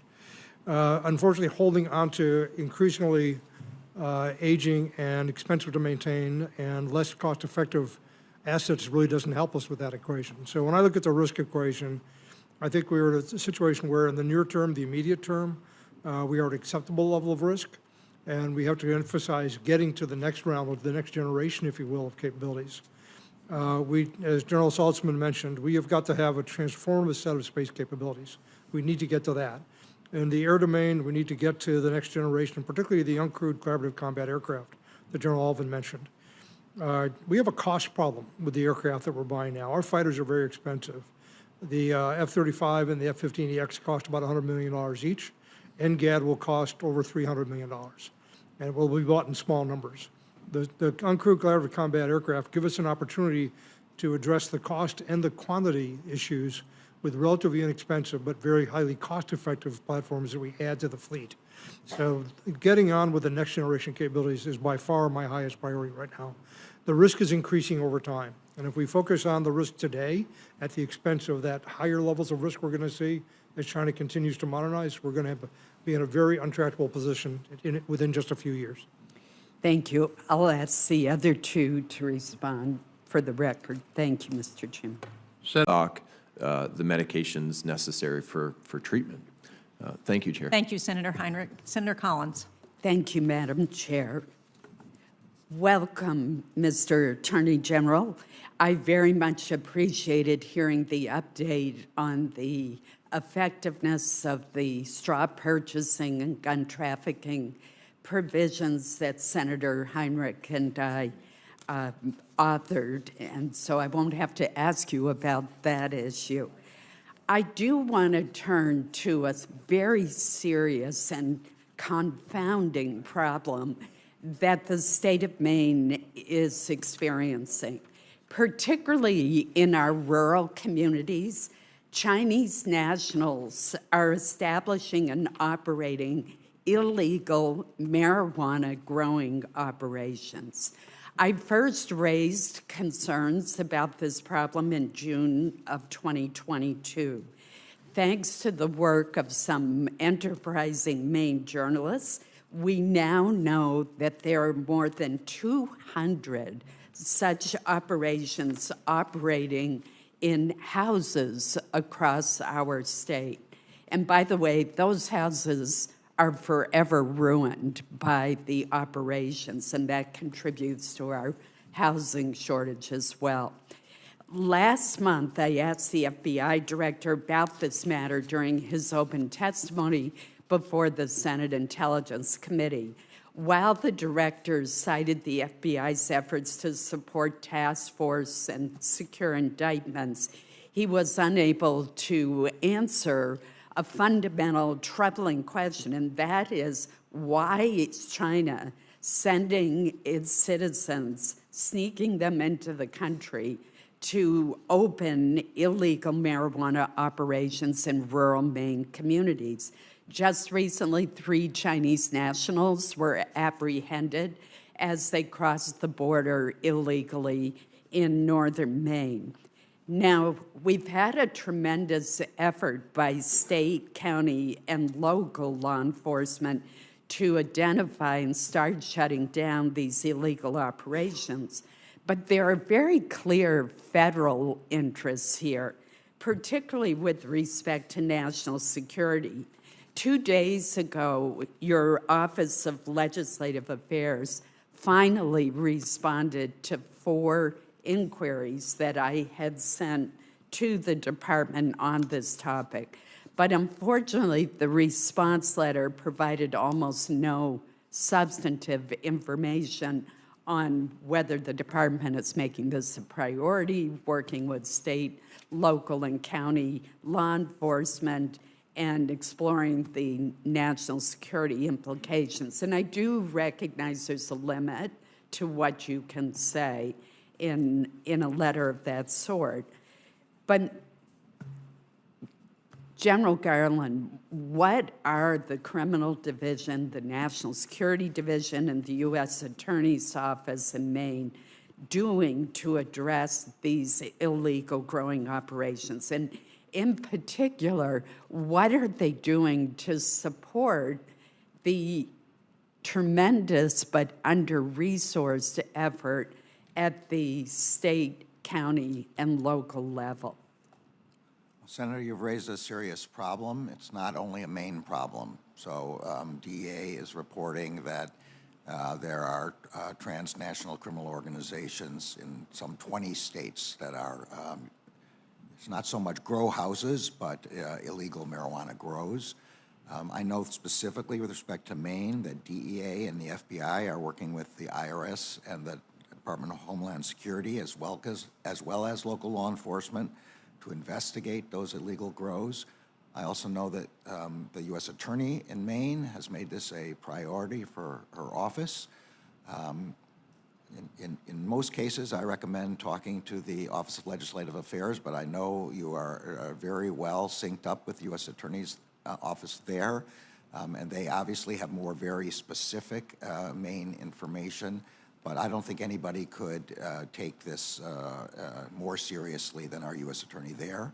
And she is able to harness the resources of all of our agencies, not only our own, but also Department of Homeland Security and IRS.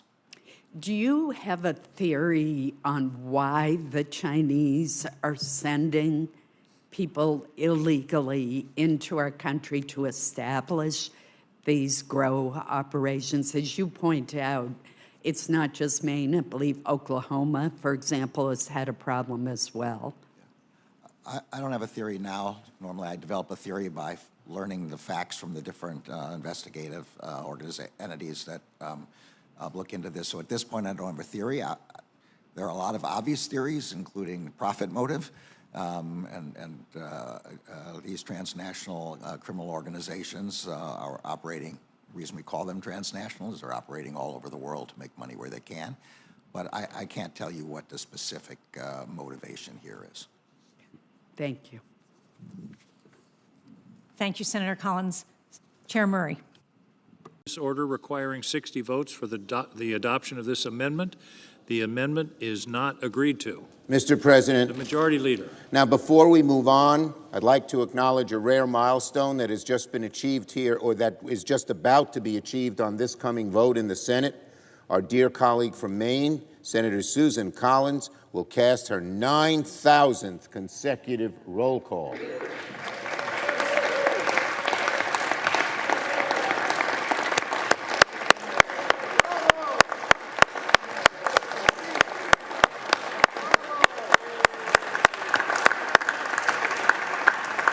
She has never missed a single roll call vote in her entire career. Who else can claim that? Raise your hands. Even the freshmen can't claim that. I congratulate Senator Collins on this historic accomplishment. It puts her in rare company in history of the chamber. So, Senator Collins and I, of course, belong to different parties, but she has the enormous respect of those of us on this side of the aisle, as well as her own colleagues. And I have been grateful for the chance to work with her in recent years on many issues. So we all have applauded her great work. I yield the floor to my colleague and friend, Mitch. Mr. President, I'd like to thank the Majority Leader for his acknowledgement of this historic moment. Senior Senator from Maine, our good friend, is about to cast, as we all know, her 9,000th consecutive roll call vote. Quite literally, as the occupant of the chair knows, Senator Collins never failed to discharge the most fundamental duty of her office.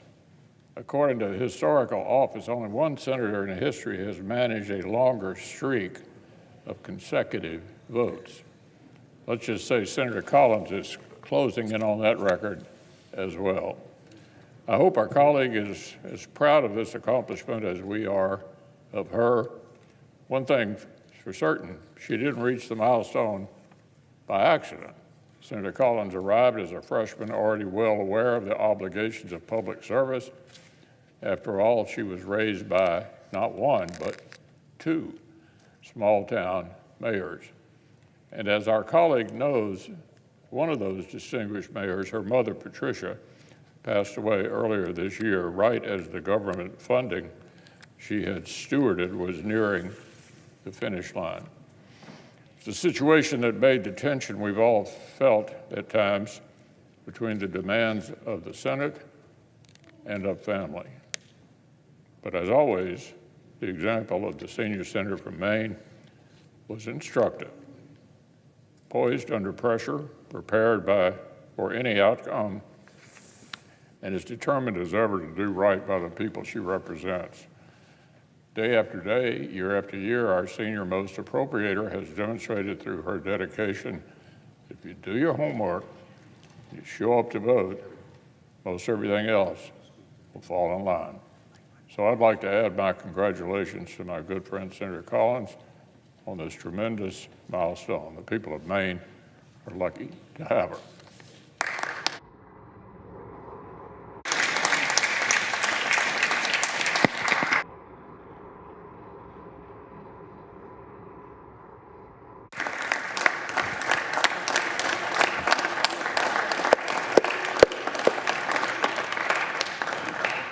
Mr.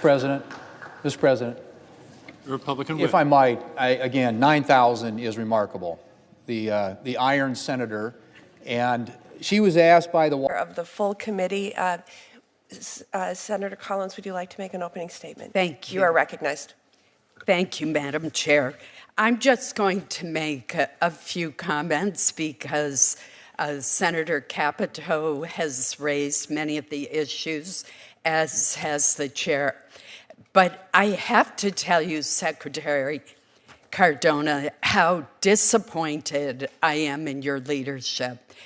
What happened with the FASA system is simply inexcusable and inexplicable.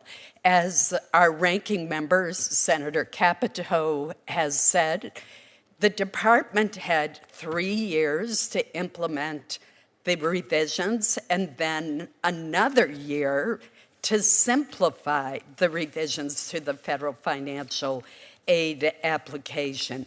And I have heard from countless families, students, financial aid counselors, and administrators who have expressed their extreme frustration with the system. And I believe the department owes them an apology. This was inexcusable. This wasn't something that was dropped on the department at the last moment. It goes back 4 years. So there was plenty of time to get this right. And the fact is that students in my state have been up in the air about what do. They don't know what package of assistance they're going to receive. And as Senator Capito points out, May 1st is usually decision day, yet these colleges just got the information they needed yesterday. This is just inexcusable. I am also extremely concerned about the treatment of some Jewish students and faculty on far too many of our college campuses. As has been pointed out, under the civil rights law, the department has the authority to act on the complaints, and there are more than 100 investigations that have been filed since October 7th of last year. Every day we hear from Jewish students who tell me that they're frightened on campus. I just cannot believe the rise of anti-Semitism on our college campuses. That is not to say that people don't have the right to peacefully protest. They do, but that is not what is happening in far too many areas. I'm very concerned about the budget for rural education. In Maine, the majority of our schools are small and rural, which is why back in 2002, I co-authored the Rural Education Achievement Program known as REAP. We got a $5 million increase in the program the last fiscal year, but the administration's budget level funds it back, actually doesn't level fund it, that would be okay. Instead, the department is going back to fiscal year 2023 levels. And finally, although there are so many other issues that I would love to touch on in my opening statement, including the TRIO program, which is a wonderful program, and I am pleased there's an increase there. IDEA, what we need to start getting those numbers up.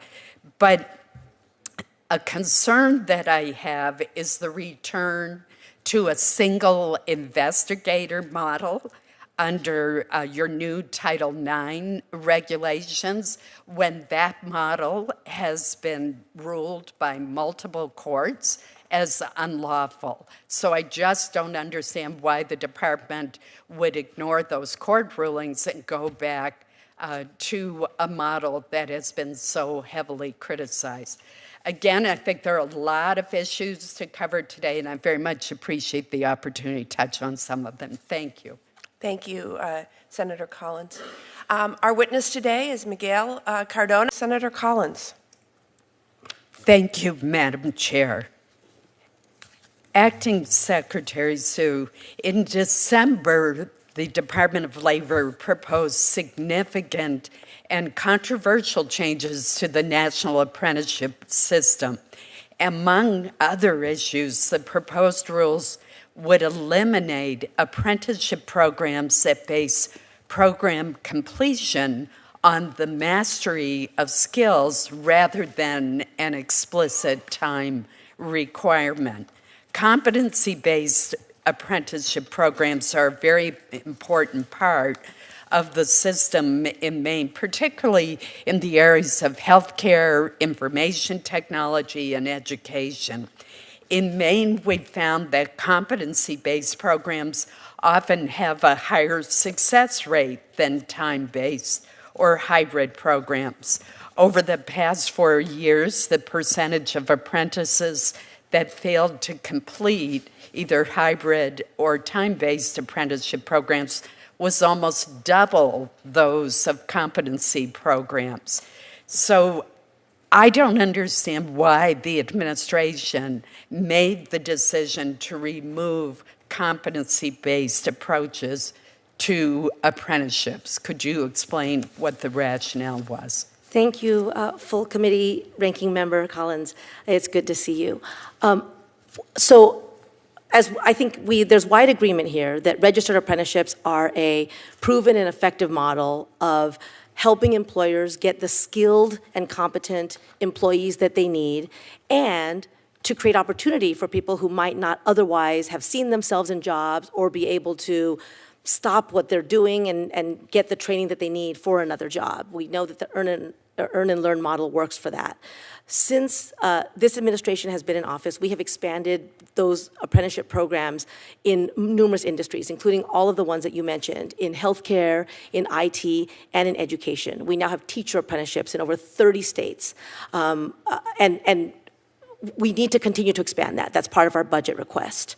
I think if you're referring to our proposed rule about this, our goal is not to limit the options for expanding registered apprenticeships. It is to make sure that those programs continue to have the standards that have made them so successful overall. And to make sure that when somebody finishes with an apprenticeship program, the employer knows that what they're going to get is somebody who has all the capabilities, including the experience and experiential learning that is needed to actually succeed in the job, to perform it, but also to keep themselves safe and healthy while doing it. But the way that you do that is to measure their competency, not require an arbitrary amount of time. I know I have just a little time, so let me switch to a different issue. First, very quickly, I agree with the comments that Senator Shaheen made on H-2B visas. Those are absolutely critical in my state, where 10 times the state's population visits Maine. And I hope that you will be recommending to the Department of Homeland Security that it make available the full additional 64,716 H-2B visas for this fiscal year. I want to switch to another issue that I'm hearing a lot about in the state of Maine from our firefighters and our first responders. And that has caused me to focus on aspects of the new emergency response standard proposed by OSHA in February. When I talk to my small rural volunteer fire departments, they have huge concerns about the compliance costs, the potential training requirements that this proposed standard would entail. And indeed, OSHA itself has estimated nationwide compliance costs could exceed $100 million per year for volunteer fire departments alone. When I talk to the larger cities in Maine, there are fewer problems with complying with the standards. As your department finalizes this standard, will you commit to working with small, rural, volunteer fire departments to ensure that we don't essentially force them to close down, which would hurt public safety rather than help it? Yes, thank you. So just going back quickly to the H-2B caps, in this administration, we have used the discretion given to the Department of Homeland Security in partnership with us to make sure that we are meeting the needs that you've mentioned within the discretion that we do have. Obviously, Congress has the ultimate authority on the cap. Yes, I will definitely commit to you that we will work with all stakeholders, but especially what you're saying, the voluntary and rural first responder forces that are so vital, both to make sure that we hear them and that we produce a standard that keeps them safe as well. Thank you. Much, Madam Chair. And again, I thank the Vice Chair for his graciousness in allowing me to precede him. Mr. Secretary, let me start with two facts. One is that Maine has one of the highest percentages based on population in the country of veterans. That's something I'm very proud of. Mainers have always stepped forward to serve. Amen. Second, Maine is the oldest state in the nation by median age. So when you combine those two factors, you can easily see why our state veterans' homes are so important. In fact, both of my parents had the benefit of compassionate care at our state's veterans' homes at the end of their lives. In 2022, however, despite the strong demand for these services, Maine considered closing two of its veterans' homes, one in Machias and one in my hometown of Caribou. Fortunately, that was averted, but it would have caused tremendous hardship to veterans and their families. And Maine is not unique in this regard. A recent report indicates that other veterans' homes across the country have notified the VA of potential closures. 15 have reduced their bed capacity. Another 4 have already closed permanently. The VA raised its per diem rates in 2023, but frankly, that increase has not kept pace with rising medical costs. And the veterans' homes in Maine, as is true across the country, are struggling financially. What is the VA doing to support financially troubled state veterans' homes, and what more can be done at the federal level to prevent closures or reductions in beds? Yeah, Senator, thank you very much for the question. And I couldn't agree more strongly with you about the importance of state veterans' homes. That's why we bias in VA funding streams for bigger investments in the state-run veterans' homes than we do in the commercially run veterans' homes and long-term care facilities. Among the things that we are doing, obviously, is up to 65% of the cost of the facility construction, remodeling grants, importantly, nurse recruitment grants, and I'll come back to that in a second. Medical sharing arrangements with considerable cost sharings when we can get our personnel into those facilities to care for vets, and then continued clinical care education. Notwithstanding that, and as you pointed out, the per diem has increased 7% in '23, and again another 7% in '24, higher than our increases for other similarly situated programs. Nevertheless, I agree with you that there are big challenges out there, especially in two areas. One, and one of the reasons we're hearing from other states, not in Maine, but from other states that they're closing, is they don't have the staff. Because the veterans that they're getting are requiring more complex care. So greater funding for staff who can provide more complex care for those veterans is important, and this is something that we'll be more than happy to work with you in Maine on and work with the committee on. Secondly, the cost of pharmaceuticals for those veterans who end up in state-run veterans' homes. They, by tradition, the states take on the cost of those pharmaceutical treatment patterns. They also don't have access to our more price-competitive formularies. So we'd like to also work with you on that to figure out how is it that we address these significant costs associated with pharmaceutical treatments, because our veterans are living longer with more complex healthcare systems. So those are two areas where we'd like to try to enhance our support to states like Maine. One, how do we make sure that we can afford the staff that we need for the complex care they get? Two, how can we ensure that we are not just passing on a very unmanageable pharmaceutical treatment regimen that the states can't afford, but the veterans need? Thank you. I only have 19 seconds left, but just to put on the record, there's also a problem with transporting veterans from rural areas to the one VA hospital that we have in the state of Maine. And I hope that that's something that we can also work together on. We count on that, and we have a legislative proposal on that. I've been studying up on this since you and I discussed, so we have some ideas on that. Thank you. We'd like to work with you on those. Terrific. Thanks so much. Thank you, Chair, Vice Chair Collins. I recognize Senator Baldwin. Mr. Chairman.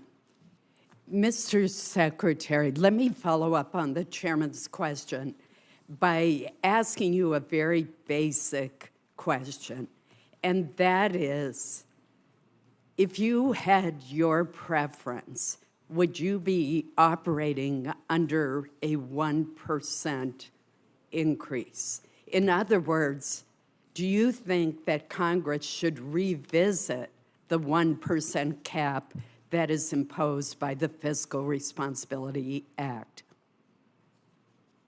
Certainly, the cap makes it more challenging and forces us to make choices that if we didn't have that cap, we obviously wouldn't have to make. So, yes, it does provide more challenges, but certainly we have worked hard to link our request to our strategy, and as much of our strategy as we can support, we're going to support. Thank you. I want to switch to a different issue. On October 25th, 2023, that was the darkest day in Maine history in my lifetime. 18 Mainers lost their lives, 13 others were injured in the worst mass shooting that we have seen.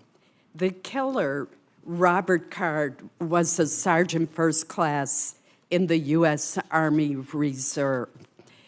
The governor of Maine established an independent commission that has issued an interim report. And that report included several very troubling findings about missed opportunities to prevent this tragedy. For instance, mental health providers recommended to Mr. Card's Army Reserve unit that, quote, measures be taken to safely remove all firearms and weapons from his home. While the Army Reserve Unit took appropriate action to reserve Mr. Card's access to military weapons, this recommendation was never communicated by the Army to relevant law enforcement agencies in Maine. We had members of Mr. Card's unit raising alarms with their supervisors about their fear that he was extremely dangerous. He actually assaulted a fellow soldier. He was institutionalized for 2 weeks at a hospital for those with mental illness in New York State while he was on drill. We have an Inspector General's report that is underway to look at this more thoroughly. After I receive that report, I intend to draft legislation that would require our military services to report to the appropriate authorities when a service member poses a threat to him or herself or to others while protecting the Second Amendment rights of our service members.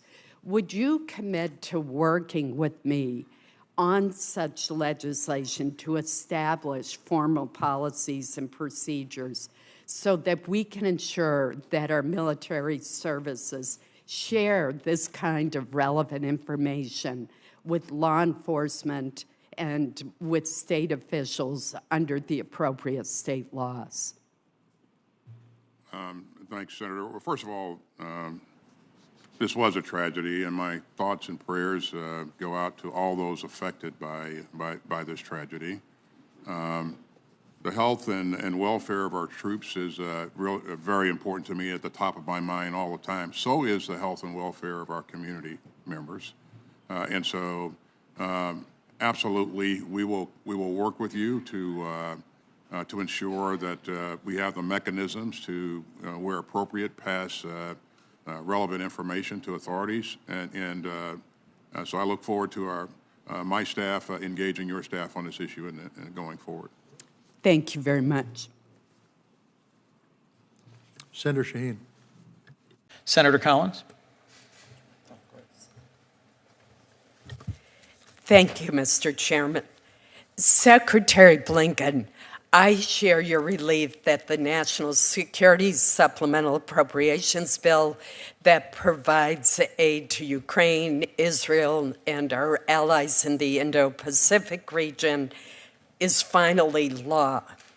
Unfortunately, this is not the first time since Russia's invasion of Ukraine that Ukraine has had to wait for vital security assistance from the United States. On numerous occasions, President Biden's administration has blocked transfer of weapons and equipment to Ukraine until sufficient pressure from Congress and our NATO allies led to a change in course. In some cases, after the point in the war when those weapons would have made the most difference. For example, the Ukrainians requested Abrams tanks in early 2022. The administration did not approve that transfer until January of 2023, and the first tanks didn't arrive in Ukraine until October of last year. Long-range attack missiles are another critical capacity that was requested early in 2022. It took more than 18 months for the administration to approve a shorter range version of ATACMS, and the longer range version was approved only last month, nearly 2 years after the request. F-16s are another example. My point is, had the administration acted when Ukraine first requested these weapon systems, Ukraine would have been able to benefit sooner from the technological advantage these weapon systems provide. What I am seeking from you is a commitment to speed up the delivery of weapons, of munitions, of other technology at this very critical time. during Ukraine's war with the aggressor, Russia? Thank you, Senator. First, I can assure you that we are doing everything we can to accelerate the actual delivery of the assistance to the Ukrainians so that they have it in their hands and can use it to deal with the ongoing Russian aggression. Second, look, I have a different perspective on this than the one you just shared. Of course, the fact that well before the Russian aggression, President Biden made sure in presidential drawdowns in the fall before the aggression, Christmas before the aggression, that the Ukrainians had stingers, javelins, and other things in their hands. We did it quietly. We did it effectively. They were able to prevent the takeover of Kyiv and push back the Russian aggression. Every single step along the way, we have worked to get them what they need when they need it. But as you know, it's not just the weapon systems that count. You've got to make sure that people are trained on them, because if they're not trained on them, it doesn't do you any good to have an Abrams tank if you can't drive it. If you can't maintain it, which is particularly complicated with some of this technology, again, it doesn't do you much good to have it. So I think the way that the Department of Defense, for example, has looked at this is to make sure that if we are providing things, we do it in a comprehensive way so that it's actually usable and sustainable, because, again, otherwise it's not going to do you much good. And certainly that was the case with the Abrams tanks. F-16s, there are no pilots to actually fly them, so we're training, others are training the pilots. So all of these things do have a timeline to them. You're right, but I think it's not simply a matter of providing the tank or the plane or the missile. It's making sure that the entire infrastructure is there, from the ability to use them, the ability to maintain them, and then, of course, to have a concrete plan to make sure they're used effectively. Well, from my perspective, there's been slow walking of certain weapons and munitions, which I hope we can overcome. I want to switch to a different issue, and that is that just yesterday, the Special Inspector General for Afghanistan Reconstruction released a report that found that since August of 2021, at least $10.9 million in U.S. taxpayer dollars has been provided to the Taliban-controlled government by 38 implementing partners of the Department of Defense, USAID, and the U.S. Agency for Global Media. How does the department explain the Inspector General's assertion that U.S. assistance is going to the Taliban through taxes, fees, and duties? Yeah. Well, two things, Senator. First, I haven't seen the report, but I promise you I'll look at it promptly. We're engaged with the Inspector General on this on a daily basis. We're responding to inquiries. We have, I think, dedicated something like 13,000 staff hours since we left Afghanistan to working with the Inspector General's office, and we're committed to doing that. I want to make sure that we're responsive in real time. So I'll look at this as soon as possible. Are there fees, taxes, and things that get collected by the Taliban? That sounds, unfortunately, logical. And maybe there is in this case, I don't know, I don't want to speak to it not having seen the report. Maybe there is, unfortunately, a cost of doing business by some of these organizations that are trying to provide desperately needed assistance to people in Afghanistan. I hope you will get back to me on that. Finally, Mr. Secretary, illegal marijuana grows in Maine and elsewhere pose a significant national security and public health risk. According to the Drug Enforcement Administration's 2024 assessment, there's been a notable uptick in the number of illicit marijuana cultivation sites linked to Chinese and other Asian organized crime groups. That includes my state of Maine, where between 100 and 200 sites have been identified. Mr. Secretary, are these Chinese criminal syndicates operating these illegal marijuana grows in our country with the knowledge and consent of the government of China? Senator, first of all, let me defer to DEA on this because they have the expertise about what's going on in the United States. But I would welcome working with you on this. Dealing with countering narcotics is a big part of our engagement with China. We're, of course, very focused on synthetic opioids, fentanyl, but any drug that poses a problem and is threatening our communities is something that we're deeply concerned with. So I'd welcome following up with you on this. Thank you. Thanks. First of all, let me thank Chairman Tester for your partnership in developing the Defense Appropriations Bill. I also want to extend my gratitude to Chair Murray for working with me to ensure that this bill provides our military with the resources it requires. This additional funding is sorely needed to meet global threats that combatant commanders describe as the most dangerous in 50 years. The Commission on National Defense Strategy, chaired by former Representative Jane Harman, stated that the threats to the United States are the most serious since World War II. Overall, this bill provides $851.7 billion for the Department of Defense and for our intelligence community. That is 3.3% compared to last year's fiscal 2024 levels.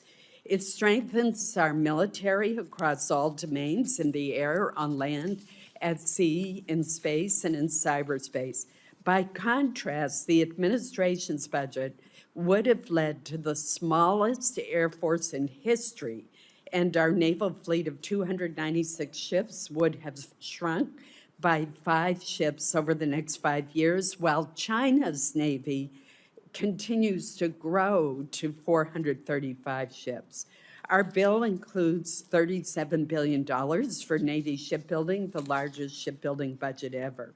It begins to reverse the dangerous decline in the number of Navy ships, although much more remains to be done to respond to the surge in the size of the Chinese Navy.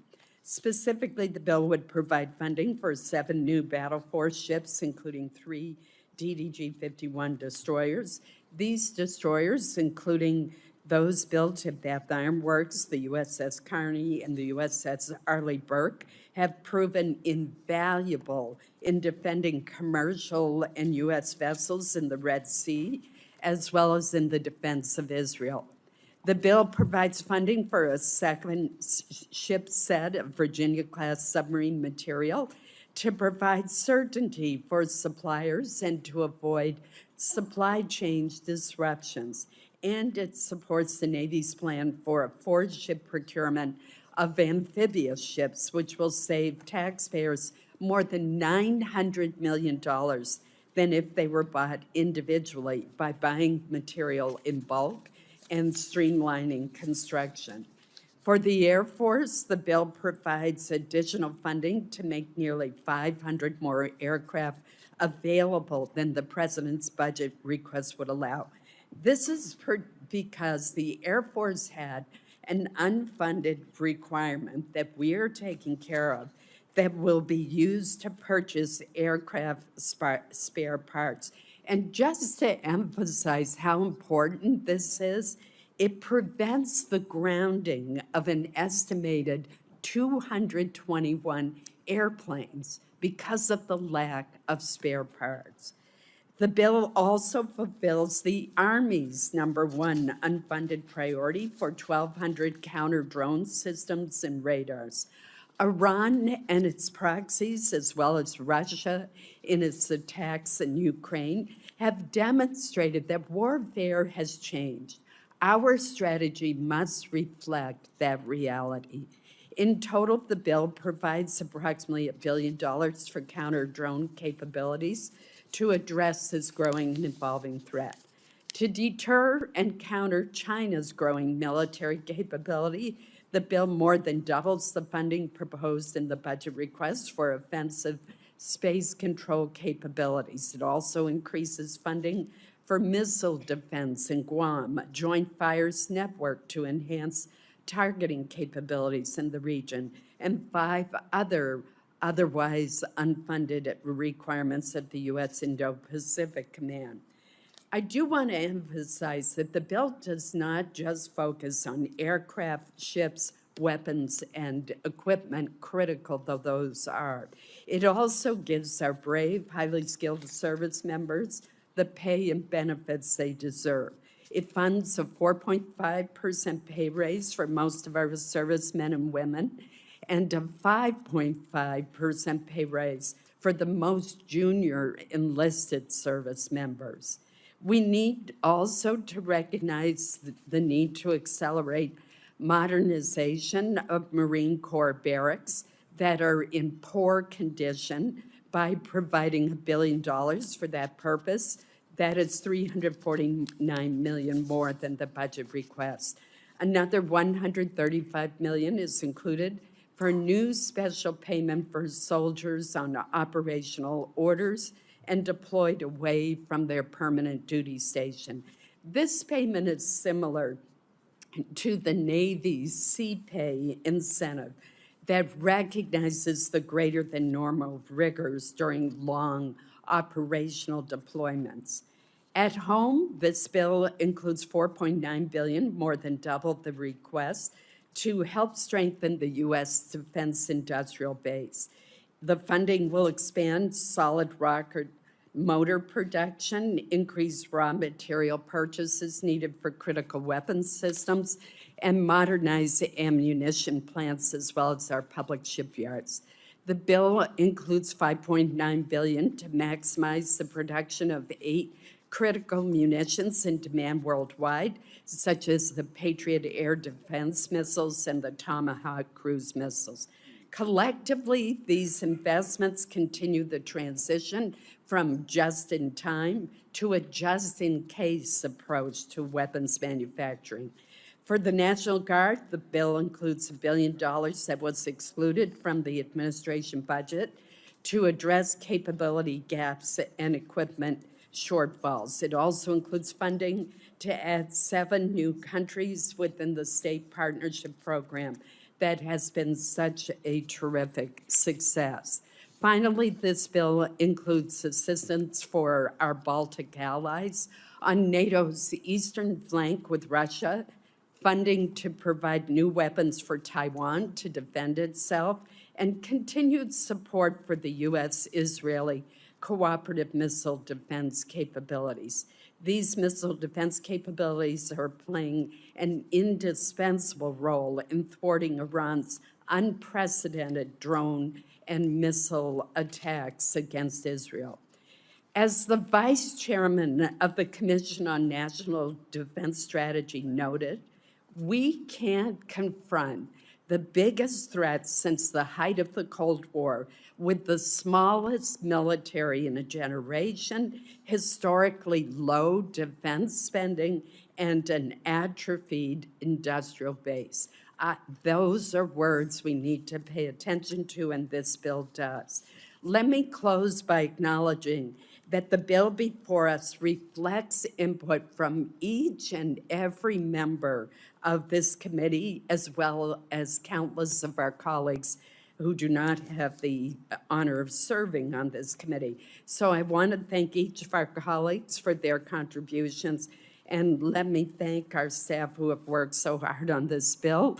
I do want to mention the staff on the minority side as well, Ryan Caldwell, Todd Phillips, Jason Potter, Jesse Tollinson, Mike Wakefield, of course, the indispensable, soon to make herself dispensable, Kate Cover, Mike Clementi, Laura Forrest, Abby Grace, Katie Hagan, Bridget Kolish, Rob Leonard, Ryan Pettit, Kim Segura, and Gabriella Amanda.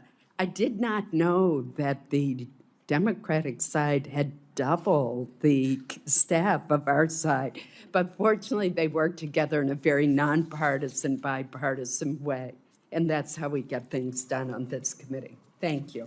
Thank you, Senator Collins. Senator Testers, you have a minute. With that, I will turn it over to Vice Chair Collins for any comments she would like to make. Thank you very much, Chair Murray, for convening today's markup, our third of the fiscal year 2025 appropriations cycle. Over the last several weeks, we've made much progress approving by significant bipartisan votes 7 of the 12 annual appropriations bills. Today, we take the critical next step by considering what I hope will be 4 bills that are critical to our national security and to the health and well-being of American families and our economy. First will be the Energy and Water Development Funding Bill. This bill will help strengthen America's energy independence and embraces an all-of-the-above approach to energy research, development, and deployment. Critical water infrastructure projects that provide for safe navigation and flood control are funded. It also invests in nuclear deterrence during a period of growing geopolitical tensions. I commend Chair Murray and Ranking Member Kennedy for their hard work on this bill. Second, we will consider the Defense Appropriations Bill that Chair Tester and I have drafted. I'll have more to say about that later, but let me briefly note that this bill provides resources that are very much needed to strengthen our military services and defense industrial base while investing in our men and women in uniform.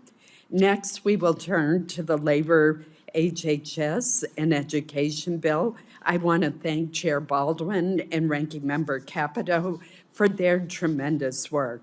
This bill supports life-saving biomedical research, including through targeted funding increases for Alzheimer's, cancer, Lyme disease, mental health, and diabetes. It also provides significant resources for substance abuse prevention and treatment programs to help combat the scourge of fentanyl and other illicit drugs plaguing our communities. This bill also supports families by investing in education and increasing resources for affordable childcare, promoting financial stability for working parents and benefiting our economy.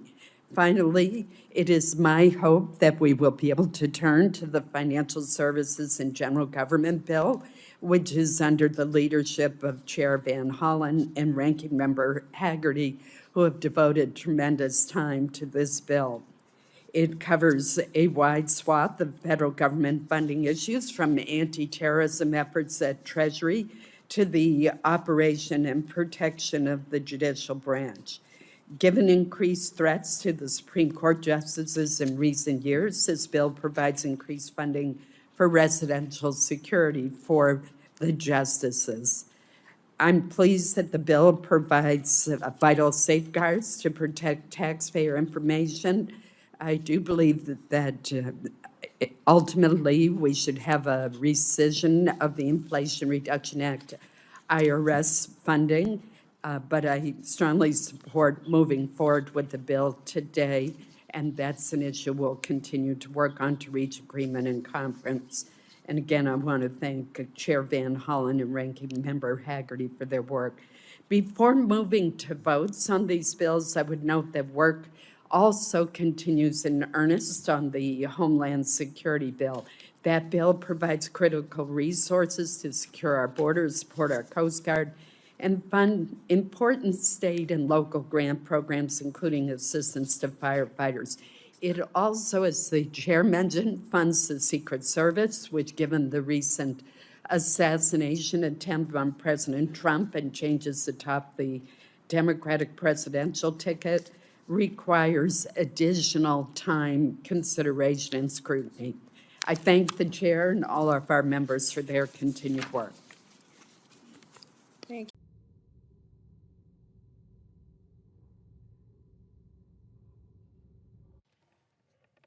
Madam President. The senator from Maine. Madam President, I ask unanimous consent that proceedings under the call be dispensed with. Without objection. Thank you, Madam President. Madam President, I rise today to introduce the Armed Forces Crisis Intervention Notification Act. This legislation is in response to the October 25th, 2023 tragedy in Lewiston, Maine. On that day, 18 Mainers were killed and 13 injured during the worst mass shooting in Maine's history. For 2 days, Lewiston and the surrounding communities were locked down, and people were frightened as law enforcement searched for the shooter. It was an horrific event that Mainers will never forget, nor should we. The phrase Lewiston Strong continues to echo across our state as we remember those whom we lost nearly a year ago. The victims were enjoying time with their family and friends at a local bowling alley and a restaurant. They included 4 members of Maine's deaf community who had gathered at the restaurant that evening to play cornhole. They also included a 14-year-old high school honors student, an Army veteran who served tours in Iraq, and a volunteer coach for a youth bowling league. They were parents, husbands and wives, neighbors, co-workers, and friends. Lives were forever changed on that day as families continue to mourn the loss of their loved ones. Madam President, the shooter was a sergeant first class in the Army Reserve. In the aftermath of the shootings, I led the Maine delegation in requesting an independent review by the Inspector General of the Army to help us better understand what happened and what could have been done differently to help prevent this tragedy. I said then that I wanted to use the results of that review as well as the findings of a separate investigation by the Army Reserve and the independent commission established by the governor of Maine to inform potential federal legislation that could help prevent future shootings. The Army Reserve and the Army Inspector General released their reports in July, and the independent commission appointed by the governor released its report just last month. I commend the commission for its thorough report, and I thank the chairman of the commission, former Chief Justice of the Maine Supreme Judicial Court, Daniel Wathen, for his leadership. Madam President, all of these investigations revealed that there were numerous missed opportunities to potentially intervene and prevent this horrific tragedy. In many instances, there was a clear lack of effective communication and coordination. For example, the independent commission concluded that the local sheriff's office was justified in pointing out that the Army Reserve did not share all relevant information it had about the shooter's behavior. In its report, the commission went on to explain that had the Army Reserve personnel presented a full and complete accounting of the fact, the sheriff's office might have acted more assertively. The findings of these investigations into the Lewiston shootings also serve as a stark reminder that members of our armed forces are not immune from mental illness. So today, Madam President, I'm introducing legislation that is designed to help address these significant issues. If enacted, my bill will move us closer to achieving our goals of making our communities safer and ensuring that service members in crisis get the assistance they need to prevent injury to themselves and to others.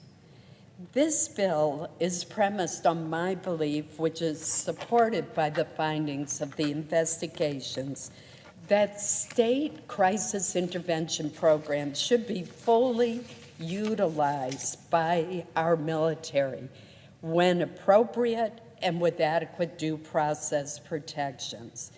This can only happen, however, if relevant information is shared in a timely and effective manner.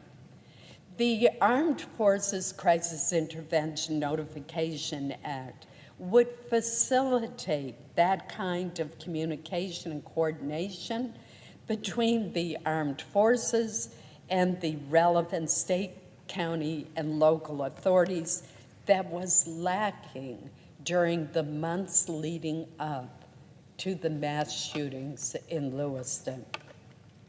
Specifically, this bill would direct the armed forces to fully utilize state crisis intervention programs in certain circumstances where the risk of harm is the greatest, namely, when a service member is determined to be unfit to possess military firearms due to that member making serious, credible threats of violence against themselves or against others, or when a service member has been involuntarily committed to a hospital that specializes in caring for people with mental illness.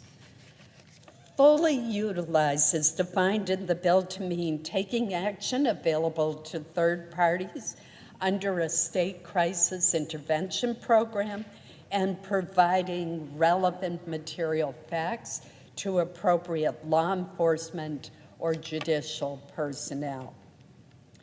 In the case of the Lewiston shooter, Robert Card, the Army Reserve determined that he should not have access to military weapons and facilitated his treatment at a mental hospital. But regrettably, it did not provide civilian law enforcement in Maine, where he resided, or in New York, where he was training, with all of the relevant information that it had.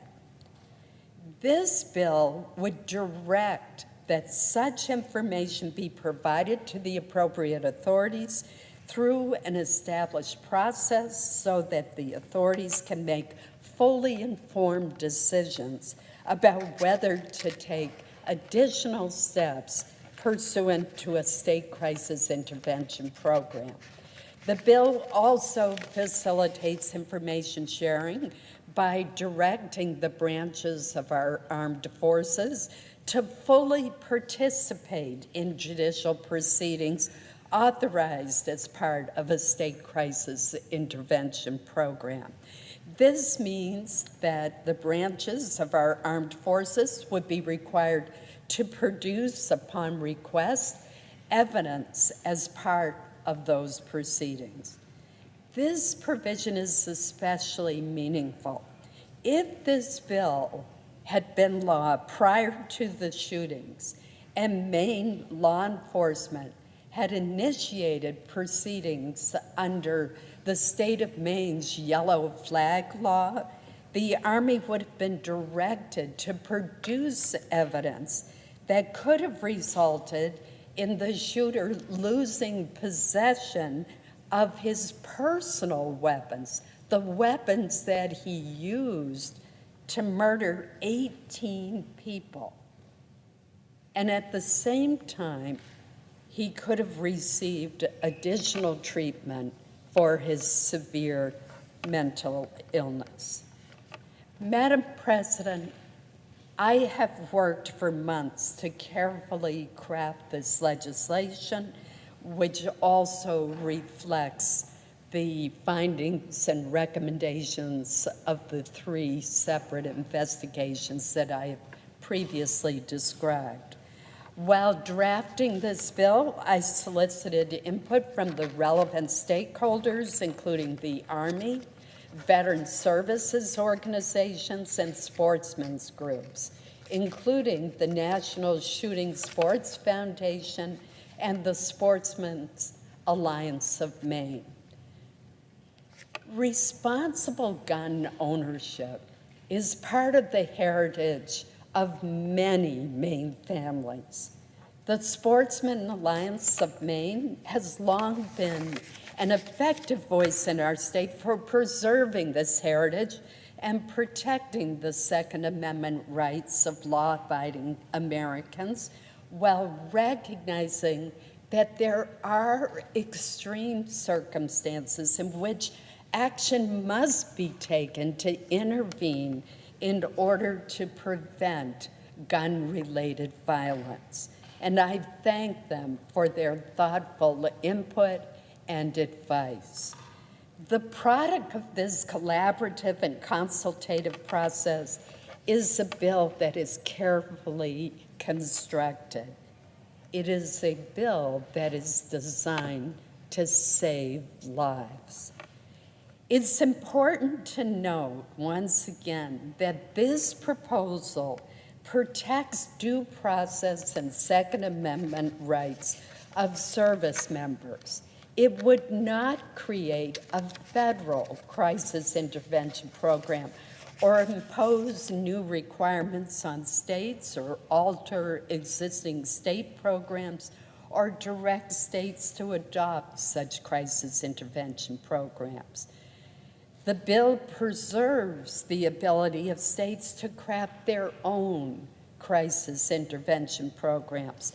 The armed forces would simply operate within each state's framework, provided that the state programs adhere to the due process and Second Amendment protections already specified by Congress in the Bipartisan Safer Communities Act.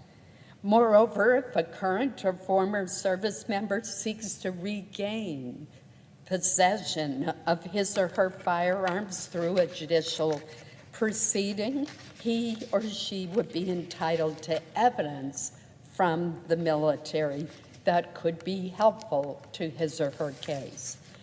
This legislation also does not affect the military's existing authority to disarm service members of their issued weapons in a broad range of situations that are unrelated to a serious, credible threat of violence or involuntary commitment to a mental hospital.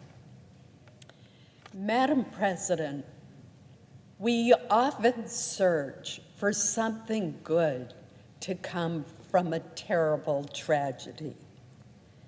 After shoppers were killed in Buffalo, New York, and school children and teachers were murdered in Uvalde, Texas, we came together in this chamber to pass the Bipartisan Safer Communities Act. I was honored to be part of that effort, which I believe has saved lives. Indeed, in June, the Department of Justice announced that it had charged more than 500 defendants under the provisions of that law that target unlawful trafficking and straw purchasing of firearms. I co-authored those provisions to help take dangerous criminals off the streets, and that is exactly what is happening. Madam President, nothing that we can do can take away the pain, the shock, and the understandable anger felt by the families who lost loved ones last October. But we can and we should take legislative and administrative actions in response to the Lewiston tragedy. By taking such actions, We have a chance to help service members in crisis. We have a chance to help protect our neighbors, our families, our communities. We have a chance to save lives. Madam President, let me end by thanking my colleague from Maine, Senator King, for co-sponsoring this legislation. I urge the rest of our colleagues to join us in this important effort. Thank you, Madam President. President, I yield the floor and request the absence of a quorum. The clerk will call the roll. Senator from Maine. Madam President, before I give my remarks on the continuing resolution to fund government, I do have to take just a moment to note that today is National Lobster Day, and that is extremely important to the state of Maine. Just last week, I treated the members of my caucus to a wonderful lobster lunch, complete also with Maine potatoes and Maine wild blueberry pie. That should be an incentive for people to become Republicans, I would think, to get that annual lobster lunch. But it is an iconic industry in my state. If you ask people about the state of Maine, lobster always comes up. So I do want to acknowledge that Senator King and I have once again this year noted that September 25th is National Lobster Day, and we appreciated the support of our colleagues. Now, Madam President, I rise to urge passage of the government funding measure that was approved by the House of Representatives earlier today. The bill, which is known as a continuing resolution or a CR, is straightforward. Most important of all, it prevents a government shutdown. Government shutdowns are inherently a failure to govern effectively. They have negative consequences all across government. They require certain essential government employees, such as Border Patrol agents or members of our military or air traffic controllers, to report to work, but with no certainty that they would be paid. We simply cannot allow that to occur.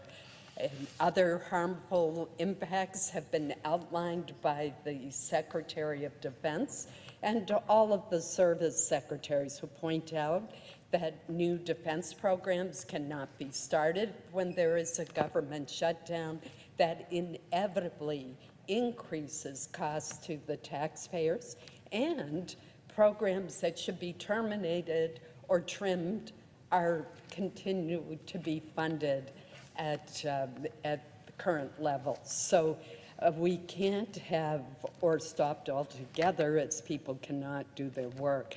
So we cannot have a government shutdown.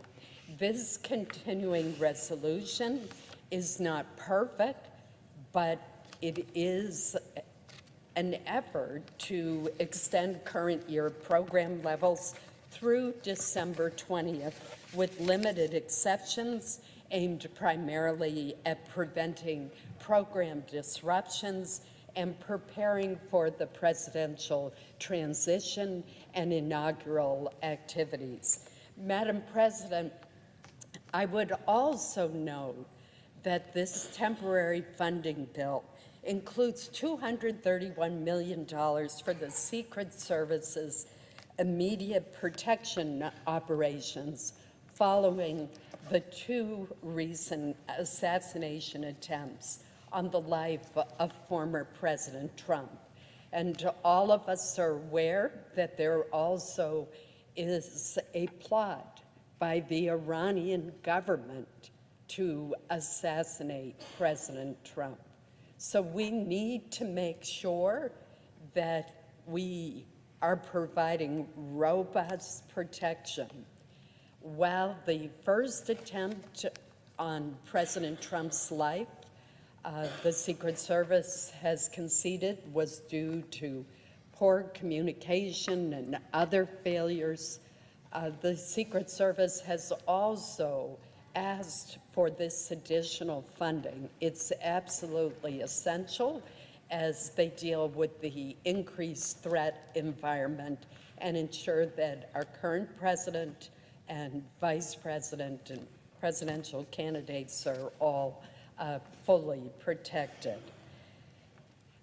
As I mentioned, the Secret Service has acknowledged that the security failure on July 13th was not a result of a lack of resources. The additional funding in this bill will help to surge support to meet emergent personnel, equipment, and logistical needs.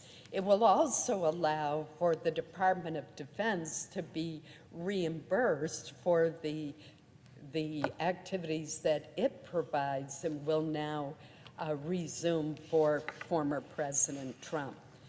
Madam President, the continuing resolution also allows the Federal Emergency Management Agency, FEMA, immediate access to more than $20 billion for its disaster relief fund to sustain disaster assistance during the period covered by this CR.